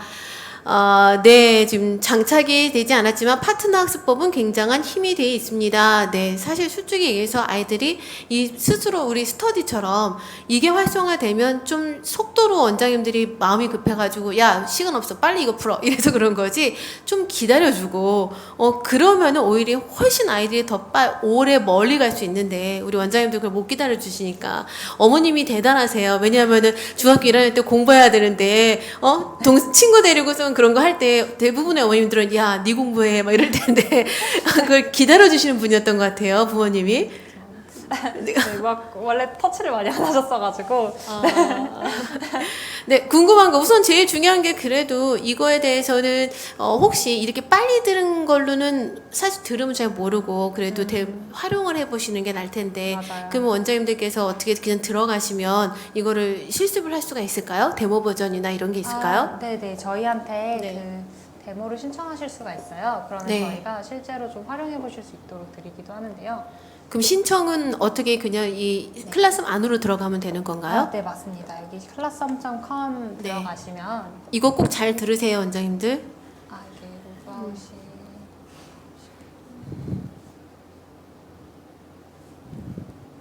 네, 여기 classroom.com 들어가시면 이렇게 이제 사이트가 뜨실 거예요. 그럼 여기서 데모 데모 신청. 신청하기라고 있습니다. 클릭하시면 네. 여기다 이제 이렇게 간단하게 넣어서 바로 네. 신청하실 수 있어요. 그러면 네. 저희가 직접 하나씩 어떻게 실습하셔야 되는지도 말씀드리고 실습할 수 있는 환경도 제공을 해드리고 있어요. 그럼 거기서 학원 선생님들과 같이 한번 데모 세션 들으시고 그 다음에 직접 실습하시면 좋아요. 그럼 이거를 해서 바로 제출을 하면 바로 네. 클래스홈 쪽에서 담당자가 연락이 오는 건가요? 네, 맞습니다. 이제 아. 전화나 연락처로 이제 네. 연락이 갈 거예요. 네. 네, 그러면 이게 보통 이제 아까 말씀드린 것처럼 딱 대표님만 하시거나 원장님만 하시면은 이게 전체 조직이 바뀌기가 되게 힘들더라고요. 그래서 실제 실무하시는 분들이랑 같이 이제 데모 세션 들어오셔서 같이 보면 우리 학원에 맞는 아이디어들도 더 많이 생기시고 더 좋은 방법들을 찾아가시는 모습들을 볼 수 있었습니다. 네. 우리 원장님들은 이거 보시면서 네, 높은 퀄리티를 적은 비용으로 빠르게 멋진 타이틀입니다. 맞습니다. 자, 이게 우리가 봤을 때는 어렵다라고 하지만요. 솔직히 학생들이나 그리고 젊은 실무진 분들 있잖아요. 그분들은 그냥 너무너무 쉬우세요. 그렇기 때문에 우리 기준에 이제 맞춰갖고 학원 운영을 하면 큰일 납니다. 코로나가 사실은 1년을 10년을 앞당긴 거는 원장님도 우리 다 인정을 하잖아요. 제일 처음에 작년에 우리 코로나 터졌을 때 줌 얘기했을 때 줌이 뭐야라고 했지만 이제는 너무너무 익숙하고 오히려 활용하는 것처럼 올해 오히려 더 많이 궤도타운도 지금은 약간 메타버스 하면 몇 번 버스야 어디 가는 버스야 뭐 이러긴 하지만 이제 올해 아마 상반기 안으로는 너무너무 실용화가 될 거예요. 그렇기 때문에 지금 우리 블루타이 학원대학교에서도 그걸 미리 감지를 하고 원장님들께서 좀 더 빠르게 이걸 적응하시도록 우리 대표님도 모시고 그냥 유튜브에서 듣는 거랑 또 틀리잖아요. 가까이 이렇게 뵈면. 그래서 이렇게 나가고 있는 거니까 반드시 데모 신청하시고요. 그리고 전화번호를 네. 물어보시는 분이 계셔서 네. 여기 026091-2897로도 그 도입 문의해 주실 수가 있어요. 네. 가격도 아까 얘기하셨나요? 혹시? 가격은 따로 말씀 안 드렸는데 네, 가격이 제일 중요하니까. 아, 제일 네. 궁금하실 거예요. 네, 1인당 월 한 8,000원 정도 선인데 네. 이게 이제 규모에 따라서 할인이 가능하게끔 되어 있어서요. 네. 네, 문의 주실 때 저희가 같이 상담해드려서 학원에서 좀 맞춰가지고 가격 제한해드릴 예정입니다. 그럼 규모에 따라서 8,000원이 변동이 있다라는 거는 뭐 네. 50명, 100명? 그 네, 기준이 네, 네. 어디서부터 변동이 될까요? 100명? 네, 보통 이제 100명부터 할인이 들어가는 구조입니다. 네. 그리고 아까 전에 겟더타운이랑 줌이랑 연동이 되잖아요. 그러면은 아까 전에 할인 혜택이 들어간다고 했는데 그 부분도 좀 더 자세하게 알려주시면. 네네. 네. 줌 같은 경우에는 저희가 이제 기본적으로 여기 보시면 좀 더 자세하게 나와 있는데요.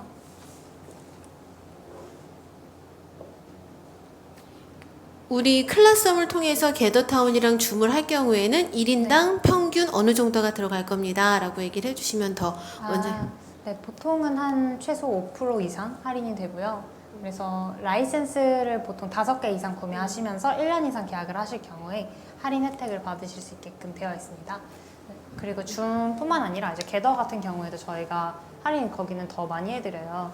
보통 한 10% 이상은 저희가 겟더를 할인해드릴 수가 있게 되어 있고 10% 이상 그러면 얼마의 10%지 궁금해하실 거예요. 원래 이제 겟더타운 메타버스 활용 비용이 이제 2시간을 사용하면 한 2불 정도, 2,000원 정도 하고 그리고 한 하루 동안 사용하면 한 3,000원 정도 하고요. 그리고 한 달 내내 사용했을 때 학생 한 명당 한 8,000원 정도 선이라고 알고 있어요. 다만 25명 미만이면은 무료이기 때문에 25명 미만 규모의 학원에서 그냥 무료로 사용하실 수 있고요.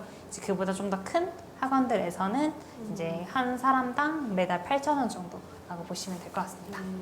네, 그럼 정리를 해드리면은 금액에 있어서 8,000원이잖아요 클래스홈이. 그리고 인원이 100명이 넘어가면 조정을 또 해주실 거고 학원대학교는 더 조정을 해주실 거고 겟더타운 같은 경우는 어쨌든 가입을 해야 될 것 같아요. 근데 줌 같은 경우는 30분까지 무료잖아요. 사실 이 안에서 강의를 할 때 너무 길어지면 그러니까 우리가 아예 30분짜리로 해가지고 25분 유튜브도 다 10분, 20분 이렇게 자르니까 그렇게 활용하면은 줌에 대한 비용이 또 절감될 수 있고 그래서 아마 한 1인당 한 15,000원? 그쵸?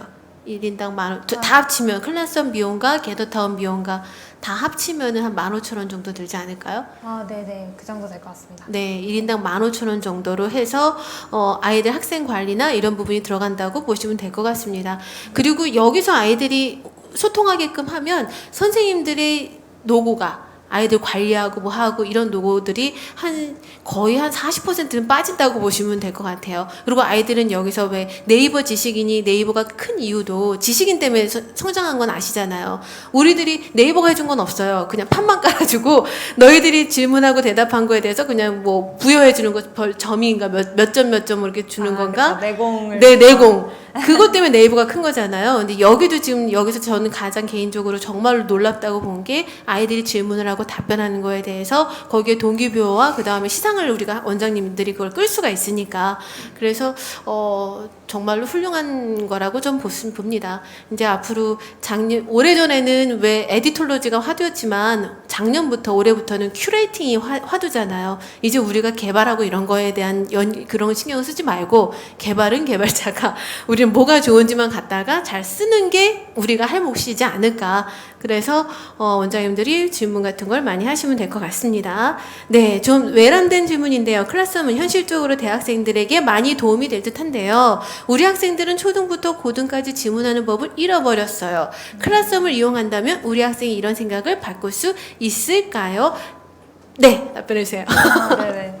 그 사실은 대학생들이 가장 그 초중고를 거쳐서 질문하는 법을 잃어버린 학생들이거든요. 근데 이제 그 학생들이 바뀌기 시작하더라고요. 실제로 저희가 중고등학교에서도 되게 많이 활용이 돼요. 예를 들어 한성과학고등학교라든가 창문여자중학교라든가 일반적인 여러 고등학교나 중학교에서도 사용을 하시는데 수업이 완전히 바뀌고 거기 예를 들어 어떤 수업에서는 막 97%를 학생들끼리 서로 답변하는 극단적인 케이스까지 나오더라고요. 근데 이게 왜 중고등학교에서도 이렇게 잘 되지를 저희가 살펴보니까 일단 첫 번째로는 공통교육 과정인 게 되게 중요하더라고요. 특히나 클래스홈은 여러 분반들이 있을 때 그 분반들을 통합해서 한 공간으로 이용하면 집단지성이 더 커지잖아요. 그러니까 더 잘 되는 거예요. 성인교육 같은 경우는 내가 지금 듣는 수업이랑 얘가 지금 듣는 수업이 달라서 이제 다 편파적으로 각자 소그룹 안에서 질문 답변을 할 수밖에 없다면 중고등학교 쪽에서는 우리 학원에 뭐 여러 지점들이 있다면 그런 것도 통합시킬 수가 있고요. 그게 결국 우리 학원의 자산이 될 수 있는 그런 환경이 만들어지는 걸 볼 수가 있었습니다. 실제로 입시학원들 예를 들어 뭐 수학의 기술이라든가 아니면 그런 이제 여러 코딩 교육을 한다든가 아니면 어떤 영어 교육을 한다든가 이런 데에서도 실제 효과를 보는 모습들을 많이 볼 수가 있었어요. 그래서 오히려 공통교육 과정이시면 클래스홈을 사용하기에 유리하시다라고 볼 수 있을 것 같아요. 네. 네, 저도 한마디 답변을 드리자면 클래스홈을 잃어버린 게 아니라 약간의 퇴화되고 어떻게 활용하는지를 모르는 거죠. 지금 우리만 봐도 그렇습니다. 여기 지금 오프라인 분들 계시거든요. 질문 안 하세요. 지금 눈만 깜빡깜빡 뜨고 고개만 끄덕이세요. 왜냐면 또 질문하기가 쑥스러워요. 사실은 이게 쉽지 않은 거예요. 이미 우리가 이렇게 이미 길들여져 있는 거죠. 근데 질문 여기만 지금 계속 올라오고 있습니다. 채팅창에만. 이게 우리의 현실이에요. 이게 또 아이들의 현실인 거고. 이거를 그리고 네. 되게 재밌었던 게 지금 세대의 아이들은 저희랑 또 되게 다르더라고요. 태어날 때부터 그 디지털 네이티브라고 하잖아요. 네, 말하는 것보다 그냥 채팅하는 게 훨씬 편한 세대인 거예요. 그래서 보통 대학에서도 많이 일어나는 현상이 뭐냐면 학생들은 채팅으로 클래스홈으로 질문하고요. 교수님들은 클래스홈에서 답변 안 하시고 굳이 모아가지고 수업 시작할 때 구두로 말씀을 해주세요. 그래서 각 세대가 편한 소통의 방식들을 제공을 하고요. 그래서 학생들은 학생들이 편한 그런 SNS 방식의 클래스홈으로 질문을 할 수 있게끔 도와주시는 게 훨씬 더 그들에게 맞는 방식이라는 걸 발견할 수 있었습니다. 네. 우리는 우리에게 맞는 걸 하면 안 되고 우리는 어른들은 우리 세대는 우리의 존재감이 내가 너의 이름을 불렀을 때 너는 나의 꽃이 된다의 김춘수의 시를 배우고 산 것처럼 서로 간에 눈을 보고 소통하고 이름을 같이 불러주고 여기서 우리는 길들여져 있지만 이제는 우린 초점은 아이들에게 맞춰야 돼요. 생태계가 바뀌었기 때문에 이거는 우리가 뭐 고집을 할 게 아닌 것 같습니다. 그래서 정말로 필요한 과정이라고 보고 도움이 될 거라고 보고 이 기술 툴적인 부분은 되게 직관적이에요. 막 사실 이게 클래스홈이 그 슬랙이나 노션 슬랙처럼 너무 글씨가 막 많아요. 보면은 개인적으로 봤을 때는 이렇게 이미지화로 딱딱딱딱 우리 원장님들 같은 경우는 이미지에 좀 익숙하니까 이렇게 딱 이미지 뭐 하나 좀 누르면 또 들어가고 또 이렇게 되면 모르겠지만 다 여기 있는 이 카테고리도 그렇고 글씨고 뭔가가 슬랙 화면에 그 글씨 많은 것처럼 그러니까 뭐지 정신없다 막 이럴 수 있는데 그럴 수 있지만 원장님 한 번씩만 쫙 읽어보시면 되게 직관적이에요. 그냥 누르시면 돼요. 절대로 모든 툴은 어렵게 안 나옵니다. 어렵게 나오면 사장되기 때문에 그냥 바로 있는 것만 글씨 읽고 누르시고 들어가서 한 번씩만 실행해 보시면 그 다음부터는 이제 아주 익숙해집니다. 그러니까 요거는 한번 데모 버전 꼭 하시면 될 것 같습니다. 네, 현재 학원 카페에 강의를 올리고 카톡에 단톡방을 만들어 Q&A를 하고 있는데 그런 클래스원과 구별되는 점은 무엇인지요? 많은 분들이 이렇게 딱 활용을 하세요. 두 가지 특징을 가장 크게 많이 느끼시는데 일단 첫 번째는 하나로 통합되는 거의 장점이에요. 보통 또 이렇게 강의를 올리고 또 단톡방 따로 하면 왜 그 게시판 1강에서 이 지점에서의 질문이 있는데요. 이렇게 하기가 쉽잖아요. 근데 클라스원 같은 경우는 애초에 아까 보셨던 것처럼 그 질문을 함과 동시에 옆에서 그냥 바로 이야기를 바로 나눌 수가 있어요. 그러다 보니까 거기서부터 차이점들이 시작되더라고요. 예를 들어서 그리고 학생들한테 또 여러 가지 포인트를 알려주시다 보면은 카톡은 결국에 학원 입장에서 다 날아가는 데이터들이에요. 학생들 입장에서도 그냥 그 수업 끝나면 휘발되는 것들이고 학원 입장에서도 그걸 어떻게 또 축적을 해서 뭐 학부모 상담 때도 정리해서 보여준다거나 아니면 그 다음 학기 때 또 비슷한 학생들이 똑같은 질문하는 거 활용하지 못하고 그냥 휘발되고 끝나는 거죠. 그러기가 쉬웠고 그리고 강사님들이 이제 뭐 예를 들어 톡방을 만들면 또 그거 굳이 학원 계정으로 들어가게 해달라 막 이런 것도 되게 눈치 보이는 경우들이 많은데 클래스하면 기관관리자 사이트 자체가 따로 있기 때문에 우리 학원 전반적으로 어떤 수업이 활발하게 잘 운영이 되고 있는지 아닌지에 대한 데이터 분석부터 시작해서 한눈에 다 보실 수가 있게끔 되어 있어요. 그래서 VOD 같은 경우에도 이렇게 학생들이 바로 볼 수 있고 여기서 이제 막 수강률 확인부터 시작해서 여기서 바로 채팅을 나누다 보니까 훨씬 더 소통이 자유롭게 되어 있죠. 그리고 카톡에 단톡방을 만들면 아마 여러 장단점을 많이 이미 느끼셨을 것 같아요. 저희도 아까 히스토리 말씀드렸던 것처럼 카톡으로 시작을 했어요. 항상 이제 처음에 쉽게 떠올리는 방법이 카톡이잖아요. 근데 결국에 불편한 점들이 너무 많더라고요. 학습에 특화되지 않다 보니까 기본적으로 카톡이기 때문에 다 실명으로 이야기를 해야 되기 때문에 학생들의 뭔가 더 참여를 잘할 수 있는 학생들도 사실은 그냥 내향적으로 머물기가 되게 쉽고요. 그 안에서 나왔던 질문도 계속 나옵니다. 분명 위에 조금만 스크롤 올라가면 그 다른 친구가 질문했는데 똑같이 얘기하고요. 또 그러다가 다른 질문 올라와 버리면 답변 못 받은 질문이 그냥 묻혀버려요. 근데 선생님은 그거 따로 필터링해서 못 보죠. 그냥 선생님이 계속 채팅방 체크하다가 그냥 내가 혹시 놓친 채팅 없나 계속 노이로제 걸릴 것 같이 들어가 보고 막 얘기해봤고 막 이런 현상들이 많이 발생을 합니다. 그래서 보통 이제 아까 슬랙 말씀 주셨는데 기업에서도 원래는 이메일이나 그냥 메신저 앱을 쓰다가 슬랙이라는 기업 협업 시장에서 특화되어 있는 소통 툴이 나왔어요. 근데 지금 교육에서는 소통 툴이 거의 없어요. 그러다 보니까 그 기업 시장에서 슬랙이 나오기 마치 전처럼 어떻게 보면 원시적으로 그냥 우리가 맨날 쓰는 메신저 앱이나 아니면 메일을 쓰고 있는 거죠. 이게 왜 불편한지 모른 채 소통이 안 되는 이유는 그냥 다 사람 때문이라고 생각하기 쉬워요. 학생들이 질문 안 하는 이유는 우리 툴이 문제가 아니라 학생이 그냥 질문 안 하는 거야. 이렇게 다 사람의 탓으로 돌리기가 쉽고 선생님들이 지금 관리를 제대로 안 해주는 이유는 선생님들이 게을러서요. 그냥 이렇게 얘기가 쉬운데 사실은 그런 걸 툴적으로 다 풀어주셔야지만 전반적으로 잘 돌아갈 수가 있게끔 되는 것이죠. 그래서 저희는 학습에 특화되어 있다는 점이 가장 큰 차별점이라고 볼 수가 있습니다.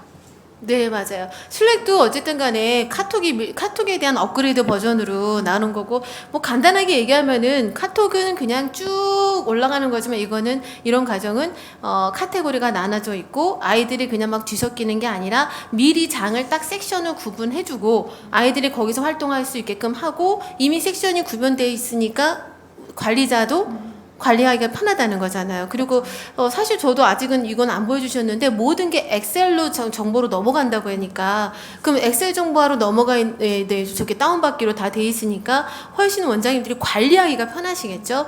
물론 이거 말고도 툴은 많아요. 근데 이제 선택은 우리가 제일 편한 걸 하시면 되는 건데 또 선택을 잘하려면 알아야지 선택을 잘할 수 있는 거니까 그런 과정에 우리 클래스룸이 하나의 n분의 1이다라고 보시면 됩니다. 자, 우리 학장님이 이제 질문을 하시려고 지금 여기 앞에 나와 계시는 것 같은데 질문하시려고 계시는 거죠? 지금 네. 안녕하세요. 여기 총책임자입니다. 김구현입니다. 네, 반갑습니다. 좋은 강의 너무 고맙고요. 카이스트는 이렇게 그 스타트업 지원이 되게 잘 되는 학교인 것 같아요. 저기 IM스쿨의 정인모 대표라고 혹시 아세요? 네네, 알고 있습니다. 네, 그분도 네. 스타트업 시작해서 굉장히 크게 성공해서 지금 NHN에 지금 네네. 매각이 매각됐죠. 된 상태잖아요. 근데 그런 걸 보면 니즈에 대한 깊이 파고드는 부분이 대단하신 것 같아요. 근데 그 니즈를 파고드시는 그 능력으로 학원가를 좀 바라봤으면 좋겠는데 제가 보기에 우리 지금 학원가의 가장 큰 문제가 뭐냐면 학원 원장님들이 물론 다 그렇지는 않아요. 근데 일반적으로 보면 학원에 아니 괜찮아요.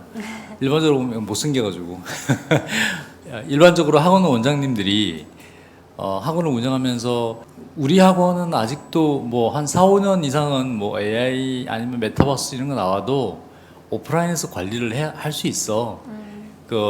뭐 물론 비대면이 굉장히 중요하지만 오프라인 절대 따라갈 수 없어라고 생각하는 분들이 되게 많아요. 네. 네, 그래서 아마 팬데믹이 끝나면 온오프 그냥 같이 믹스해서 진행하면 되겠지라고 생각하는 분들이 있는데 이게 굉장히 저는 독이 될 수 있다고 생각을 하거든요. 그러니까 패러다임이 바뀌는 상황이 옛날에는 서서히 변했지만 지금은 급작스럽게 갑자기 이게 변화되는 경우가 되게 많거든요. 네. 그래서 학원가도 저는 마찬가지라고 생각하는데 과연 오프라인 학원을 운영을 해야 될까?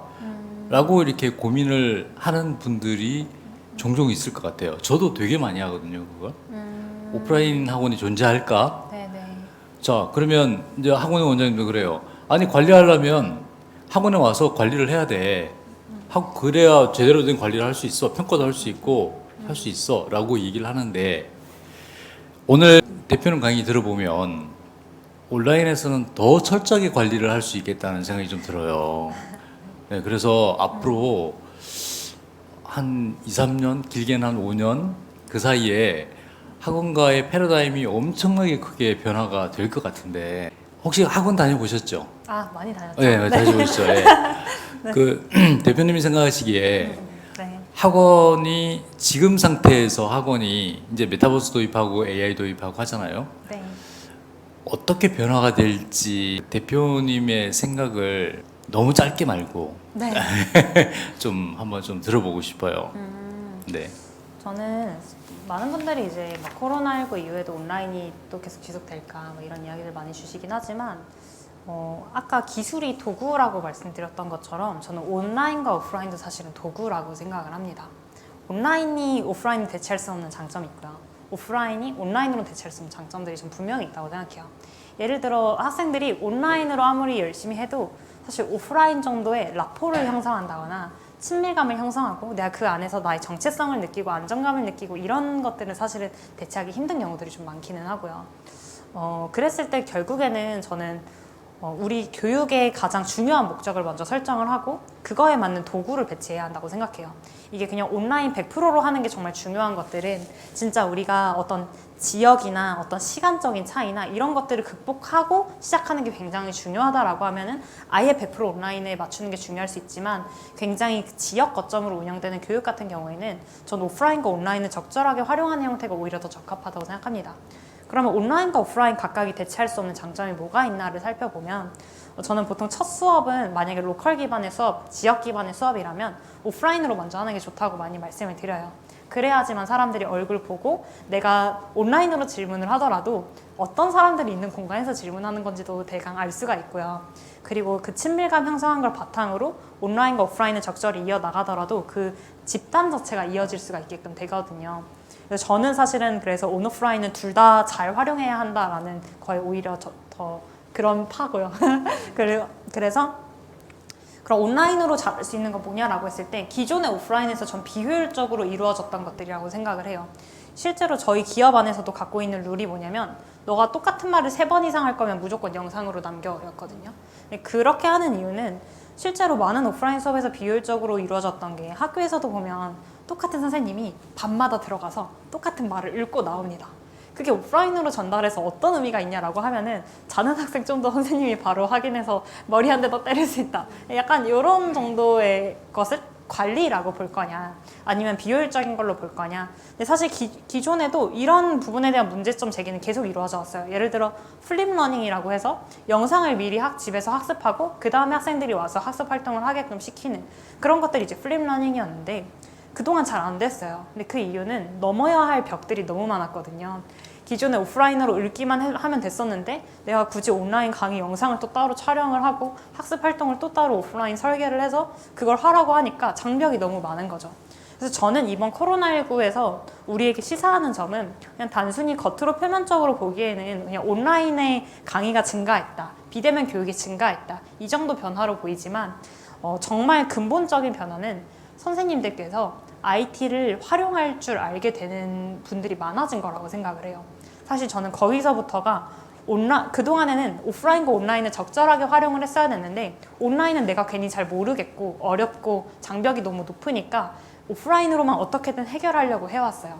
사실은 뭐 나이프 이제 스테이크를 썼는데 사실은 나이프가 더 좋은데 내가 자주 쓰는 게 포크니까 포크로 쪼개놨던 거죠. 근데 그런 지점들을 해소할 수 있는 토대가 이제 코로나19로 만들어진 것 같고요. 사실 이게 3개월, 6개월 정도였으면 버티는 분들도 그냥 많으셨을 것 같은데 이제는 정말 많은 분들이 한 번씩은 꼭 써보시고 활용을 해보셨던 것 같아요. 그리고 그걸 잘 활용했을 때 그런 분들이 더 이제 잘 수업을 하면서 성과를 얻을 수 있구나라는 것도 좀 어느 정도 경험이 쌓인 것 같고요. 그래서 저는 그 다음은 결국에는 우리가 온라인도 경험했고 오프라인도 경험했을 때 어떤 식의 하이브리드한 교수법을 마련했을 때 정말 교육을 잘할 수 있는가에 대한 방법들이 앞으로 점점 더 많이 나올 거라 생각해요. 그래서 저는 오히려 코로나19가 멎어든 이후의 교육들이 더 많이 기대가 되고 그 시점이 오기 전에 온라인과 오프라인에 대한 정의를 우리가 잘 내려서 그걸 또 잘 정립하고 저희 같은 회사들도 그런 방법들을 잘 전파하고 그런 좋은 사례들을 또 전파하고 그리고 교육 현장에 계신 분들께서도 그냥 뭔가 수동적으로 줌 사용했으니까 이제는 어느 정도 버틸 수 있어. 다음 코로나 오기 전까지 그냥 코로나 끝날 때까지 이걸로만 버텨봐야지가 아니라 결국에 우리 학원의 미래를 바꿀 수 있는 거에 대한 실험을 계속해서 조금씩 해야 한다고 생각을 합니다. 그래서 결국엔 그렇게 해서 기업과 학원이 같이 그 방법들을 만들어 갈 때 저는 그 넥스트 교육 방법이 나올 수 있지 않을까라고 생각을 합니다. 그런데요, 대표님이 하셨던 그 학습 방법이 지금 이제 학원에서 하고 있는 메타인지 학습 방법이잖아요. 설명할 수 없으면 모르는 것이다. 그러니까 그런 네. 학습 방법인데 지금 많이 하고 있거든요. 그렇게. 네네. 지금 온라인에서도 그게 충분히 가능한지 네. 이제 가능할 것 같은지 이제 이런 부분 만약에 그게 가능하면 굳이 학원에 나와서 네.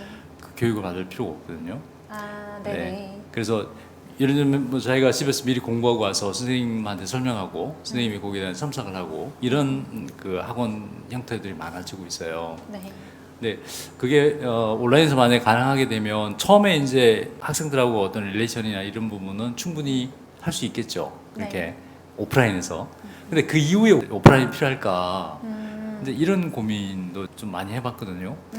그래서 학원의 패러다임에 대한 변화를 일반적인 학원을 운영하는 사람들은 잘 몰라요. 그러니까 왜냐하면 관성에서 지금까지 왔기 때문에. 네. 근데 지금 대표님처럼 어떤 새로운 툴을 개발하고 또 많은 고민을 하고 이랬던 분들은 충분히 거기에 대한 해답을 쉽게 찾을 수 있을 것 같다라는 그런 생각이 좀 들더라고요. 그래서 앞으로 학원이 어떻게 변화가 될지 학원장들은 어떻게 그걸 대비를 해야 될 것이다 라는 생각을 네. 조금만 좀 얘기를 해주시면 네, 네. 도움이 될 것 같습니다. 네, 좋습니다. 앞서 질문 주셨던 부분부터 조금 더 답변을 드리면 우리가 서로 이제 막 가르쳐주고 하는 어떤 메타인지를 기반으로 하는 학습법들이 온라인으로 더 적합하냐 오프라인으로 더 적합하냐는 저는 그 안에서도 되게 다르다 생각해요. 클래스썸은 사실 제가 만들고 있는 툴이지만 온라인으로 수업을 하든 오프라인으로 수업을 하든 원래 저희가 집중하고 있는 영역은 그 수업의 전후입니다. 수업에 내가 수업을 듣지 않는 시간이 학생들한테 더 많아요. 일주일을 주고 보면 100시간이 있으면 그 중에서 수업을 듣는 시간은 예를 들어 그 과목에 대해서는 한 3시간 정도 되겠죠. 그럼 나머지 100시간 동안에 학생들이 뭐 하는지를 살펴보면 혼자 그냥 시험 공부하고 혼자 숙제를 하고 혼자 끙끙 앓습니다. 그때 내가 필요한 순간에 언제든지 질문하고 답할 수 있는 그런 환경은 전 온라인이 더 적합하다고 생각해요. 근데 그럼 실시간으로 같이 뭔가 옆에서 바로 설명해주고 같이 넘겨가면서 보고 같이 뭔가 그려주면서 설명해주고 이런 거는 훨씬 더 밀도가 높은 건 저는 당연히 오프라인이라고 생각하고요. 다만 여기서 어떤 지역 간의 이제 격차라든가 아니면 서로 물리적 거리가 멀거나 이런 한계점들이 있을 때 그걸 극복하는 도구로서 온라인 도구를 활용할 수 있다고 생각을 합니다. 그래서 저는 그때 우리가 동시간대에 같이 하는 그런 하브루타 공부법, 뭐 같이 도와주면서 하는 파트너 공부법들의 영역이 있고, 그리고 각자의 페이스대로 공부를 할 때도 계속 연결될 수 있는 그런 온라인상에서의 커뮤니티, 그게 이제 지금 클라썸이 지원을 하고 있는 영역이라고 봐주시면 좋을 것 같고요. 앞으로의 그럼 학원은 어떻게 바뀔 것이냐에 대한 거는 사실 그냥 모든 학원을 다 퉁쳐서 말하기가 되게 어려워요. 학원들도 뭐 입시 학원들도 있고요, 뭐 성인교육 학원들도 있고요, 어떤 뭐 평생교육을 하는 연장선상의 학원들도 있는데, 지금 일단 입시 학원 쪽 같은 경우에는 애초에 입시 제도 자체가 많이 바뀌고 입시 제도의 영향을 굉장히 많이 받는 곳이라고 생각을 합니다. 그리고 특히나 2025년까지는 꼭 반드시 다 이제 학점 방식으로 막 바꾸겠다라던가 이런 교육부 자체에서 이제 지령들도 많이 떨어진 걸로 알고 있고, 그걸 기반으로 어떤 그냥 수능 방식보다는 각각의 그 학생들마다의 특별한 어떤 활동들, 그 학생들만의 패스들을 그려주는 방식으로 좀 많이 변화하고 있다라고 느껴져요. 물론 이런 정부의 정책들이 언제 또 바뀔 수 있을지 모르겠고, 그걸 제가 막 완전히 예측할 수는 없지만, 그러면 결국에는 저는 그 정부에서 하는 그 정책들이 우리 미래 인재들이 어떻게 해야 잘 성장하는가에 대한 방향들이라고 봐요. 그러면 천편일률적인 지식을 잘 암기하고 학습하는 것, 그게 공정한 시험을 내기 되게 좋았기 때문에 사실 거기에 특히나 많이 집중이 되어 있었던 게 초중고 시장이라고 전 바라보거든요. 근데 앞으로는 계속해서 그런 걸로는 학생을 제대로 평가할 수 없고, 학생 한 명 한 명의 배우고 싶은 것들을 선택할 수 있는 폭들을 점점 더 넓혀주고 있고, 그 학생만의 특화되어 있는 것들을 마련해 줄 때 저는 학원들도 기존에는 딱 정해져 있는 국어, 영어, 수학 이런 것들을 입시에서 시험에서 잘 나올 법한 것들을 쪽집게처럼 잘 뽑아주고 이런 걸 전달해주는 것들에 집중이 되어 있었다면, 앞으로는 그 하나하나의 패스들이 점점 더 특화될 거고, 그럼 각 학원들에서도 더 각각의 분야들이 특화되기 되게 쉽다고 생각을 합니다. 그럼 우리 학원에서는 어떤 분야를 좀 더 특화할 건지를 미리 좀 살펴보고 그거에 대한 수요들도 보는 게 되게 중요하겠죠. 예를 들어 뭐 과학탐구 영역만 보더라도 우리가 기존 영역에서 그나마 선택적으로 가능했던 건데, 그럼 그 과학탐구 영역에 선택하는 과목들의 이제 패턴들도 있잖아요. 그럼 그게 앞으로는 어떤 분야에서 수요가 많을 거고 우리 학원이 뭘 잘할 수 있는가를 같이 놓고 비교하면서 장기적인 플랜들을 세워야 할 거라고 보고요. 성인교육학원은 또 완전히 다릅니다. 여기는 입시제도 같이 공교육 하에서 이제 이루어지는 학원들이 아니기 때문에 실질적인 성과가 굉장히 중요한 학원들이에요. 그래서 이걸 듣고 제대로 취직을 했나? 제대로 사람들이 뭔가 결과를 냈나? 뭐 승진을 했나? 이런 것들로 결과를 내는 학원들이거든요. 아니면 자격증을 땄나? 그렇기 때문에 자격증을 땄나는 사실은 그 암기를 잘할 수 있게끔 만들어주는 게 또 되게 중요하기 때문에, 물론 암기를 할 때조차도 이렇게 서로 하브루타 공부법으로 같이 수업하고 했을 때 분명히 효과점들이 있지만, 자격증 시장은 저는 기존이랑 거의 비슷하게 가지 않을까라고 생각은 들고요. 이미 정해져 있는 룰 하에서 움직이니까요. 근데 그게 아니라 프로그래밍 학원이라든가 실제로 세상에서 성과를 내야 하는 학원들은 실제로 그 사람들의 실력 증진을 얼마나 해줄 수 있느냐에 따라 되게 달라질 겁니다. 이미 성인교육에서는 그 변화들이 시작됐어요. 다들 외치는 게 기존에는 약간 박리담의 형식으로 온라인 컨텐츠를 막 뿌려댔어요. 근데 그러다 보니까 학원들에서도 일어나는 변화가 뭐였냐면 리텐션이라고 하는데요. 반복 결제가 안 일어나는 겁니다. 온라인 강의 자체가 기본적으로 완강률이 2%에서 5%예요. 그럼 학생들이 바보가 아닌 이상 내가 결제해봤는데 안 하는 거예요. 그러면 물론 새해에는 좀 더 결제를 하죠. 하지만 기본적으로 그 온라인 강의 자체로 나를 변화시킬 수 없구나라는 그 온라인 교육에 대한 부정적 인지가 생겨버리기 때문에 그 다음부터는 결제를 하지 않게 되는 겁니다. 그래서 지금 성인 교육들 중에서도 뜨고 있는 곳들이 몇 곳 있는데, 그곳들의 특징이 뭐냐면 우리는 기존의 온라인 강의와는 달라 너네를 확실하게 케어해주고 확실하게 잡아줄게, 이걸 기점으로 하는 곳들만 다 뜨고 있어요. 그러다 보니까 굉장히 가격 정책도 다르게 가죠. 기존에는 박리담회이기 때문에 사실상 치킨 게임이 이루어지기가 굉장히 쉬워요. 그냥 누가 스타 강사 빨리 데려와서 이거 온라인 강의 더 저렴하게 파나, 이 정도가 다였거든요. 다 마케팅 비용으로 태우다 보니까 이미 유데미 같이 그냥 해외에서 박리담회 플랫폼을 갖고 있는 곳들을 보면은 이런 B2C 사업으로는 수익을 제대로 낼 수가 없었어요. 이미 게임이 다 레드오션과 치킨 게임으로 가버린 거죠. 근데 지금 뜨고 있는 곳들은 확실하게 케어해줄 게를 특장점으로 내세우면서 동시에 프리미엄으로 가격을 올립니다. 근데 앞으로도 저는 교육에 들이는 비용은 인구수가 줄어들기 때문에, 근데 교육비는 줄어들지 않거든요. 그 말은 즉슨 1인당 지출하는 교육의 비용이 더 높아질 거라는 이야기예요. 그럼 앞으로 더욱더 프리미엄 교육, 나를 더 잘 케어해주는 교육, 내가 진짜 돈 낸 만큼 보장받을 수 있는 교육들에 대한 관심도가 전 집중될 수밖에 없고 그거에 대한 변화가 가장 빠르게 일어나는 게 성인교육 섹터라고 느껴집니다. 이게 온라인이든 오프라인이든 그게 그렇게 이루어지겠다는 그런 말씀이죠. 네, 온라인, 오프라인은 그냥 도구가 될 거고요. 결국에는 온라인, 오프라인을 어떻게 잘 활용해서 그 학생들로 하여금 내가 진짜 이 학원에 특별한 케어를 받고 있고 진짜 내가 돈 낸 만큼 가져가고 있구나 이거를 느끼게 만드는 게 좀 포인트라고 생각합니다. 그건 실질적인 학습 효과랑 성과로 나타나야 하고요. 대수보다 훨씬 답변 잘하시네요. 네. 근데 역시 좋은 질문에 현문현답인 것 같아요. 우리 김면 학장님께서 너무도 기본 본질적인 질문을 해주셨고 또 그 질문이 되게 어려울 수도 있고 난해할 수 있는데 아까 답변하시는 거 보고 정말 깜짝 놀랐어요. 그쵸? 그래서 정말로 우리 이채린 대표님 오늘 이 클라썸이라는 그냥 기술 엔지니어가 아니구나라는 거를 우리 온라인으로 들으시는 분들은 직접 이 현장에 있으셨으면 이 이채린 대표님의 눈빛에서 나오는 이 레이저를 보셨어야 됩니다. 이게 단순하게 기술 엔지니어가 아니시구나. 정말로 기본적으로 너무너무 고민하고 왜지 그리고 많이 이렇게 한다면 많은 고민을 해서 그래서 이런 답변을 진짜로 속사포처럼 이렇게 나올 수 있다는 건 이미 모든 걸 준비하고 고민했기 때문에 이렇게 나오시는 것 같습니다. 아유 존경합니다 진짜 그렇죠? 네 매우 많이 존경하고요. 자 우리 네 감동입니다. 레이저 눈빛 보이시나요?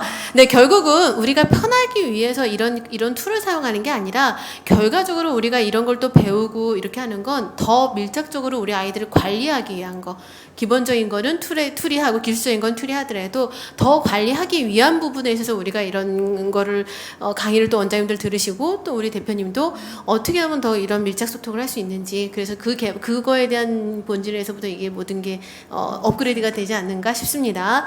네, 그러면 질문 아까 전에 또 빠르게 질문 아까 올리신 것 중에서 동영상 강의 중에서 시간 제한이 있습니까라고 아까 또 어떤 분이 질문하셨거든요. 시간 제약은 따로 없고요. 이제 네. 용량을 구매하는 형식으로 되어 있습니다. 그래서 1테라, 7테라 이런 단위로 구매하실 수 있도록 되어 있고요.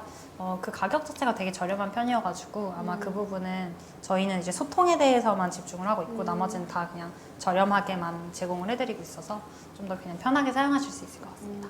네, 오늘 너무 멋진 강의였죠. 네, 통합이 답이다. 네, 결과적으로는 한 가지의 답은 없는 것 같아요. 수백만 가지의 답 중에서 원장님들이 들으시고 나에게 맞는 답을 찾아서 내 걸로 만드는 게 그래서 우리가 이렇게 공부를 하는 교육과정의 가장 큰 의미이지 않을까 싶습니다. 자, 우리 이채린 대표님 바쁘신데 진짜 바쁘시거든요.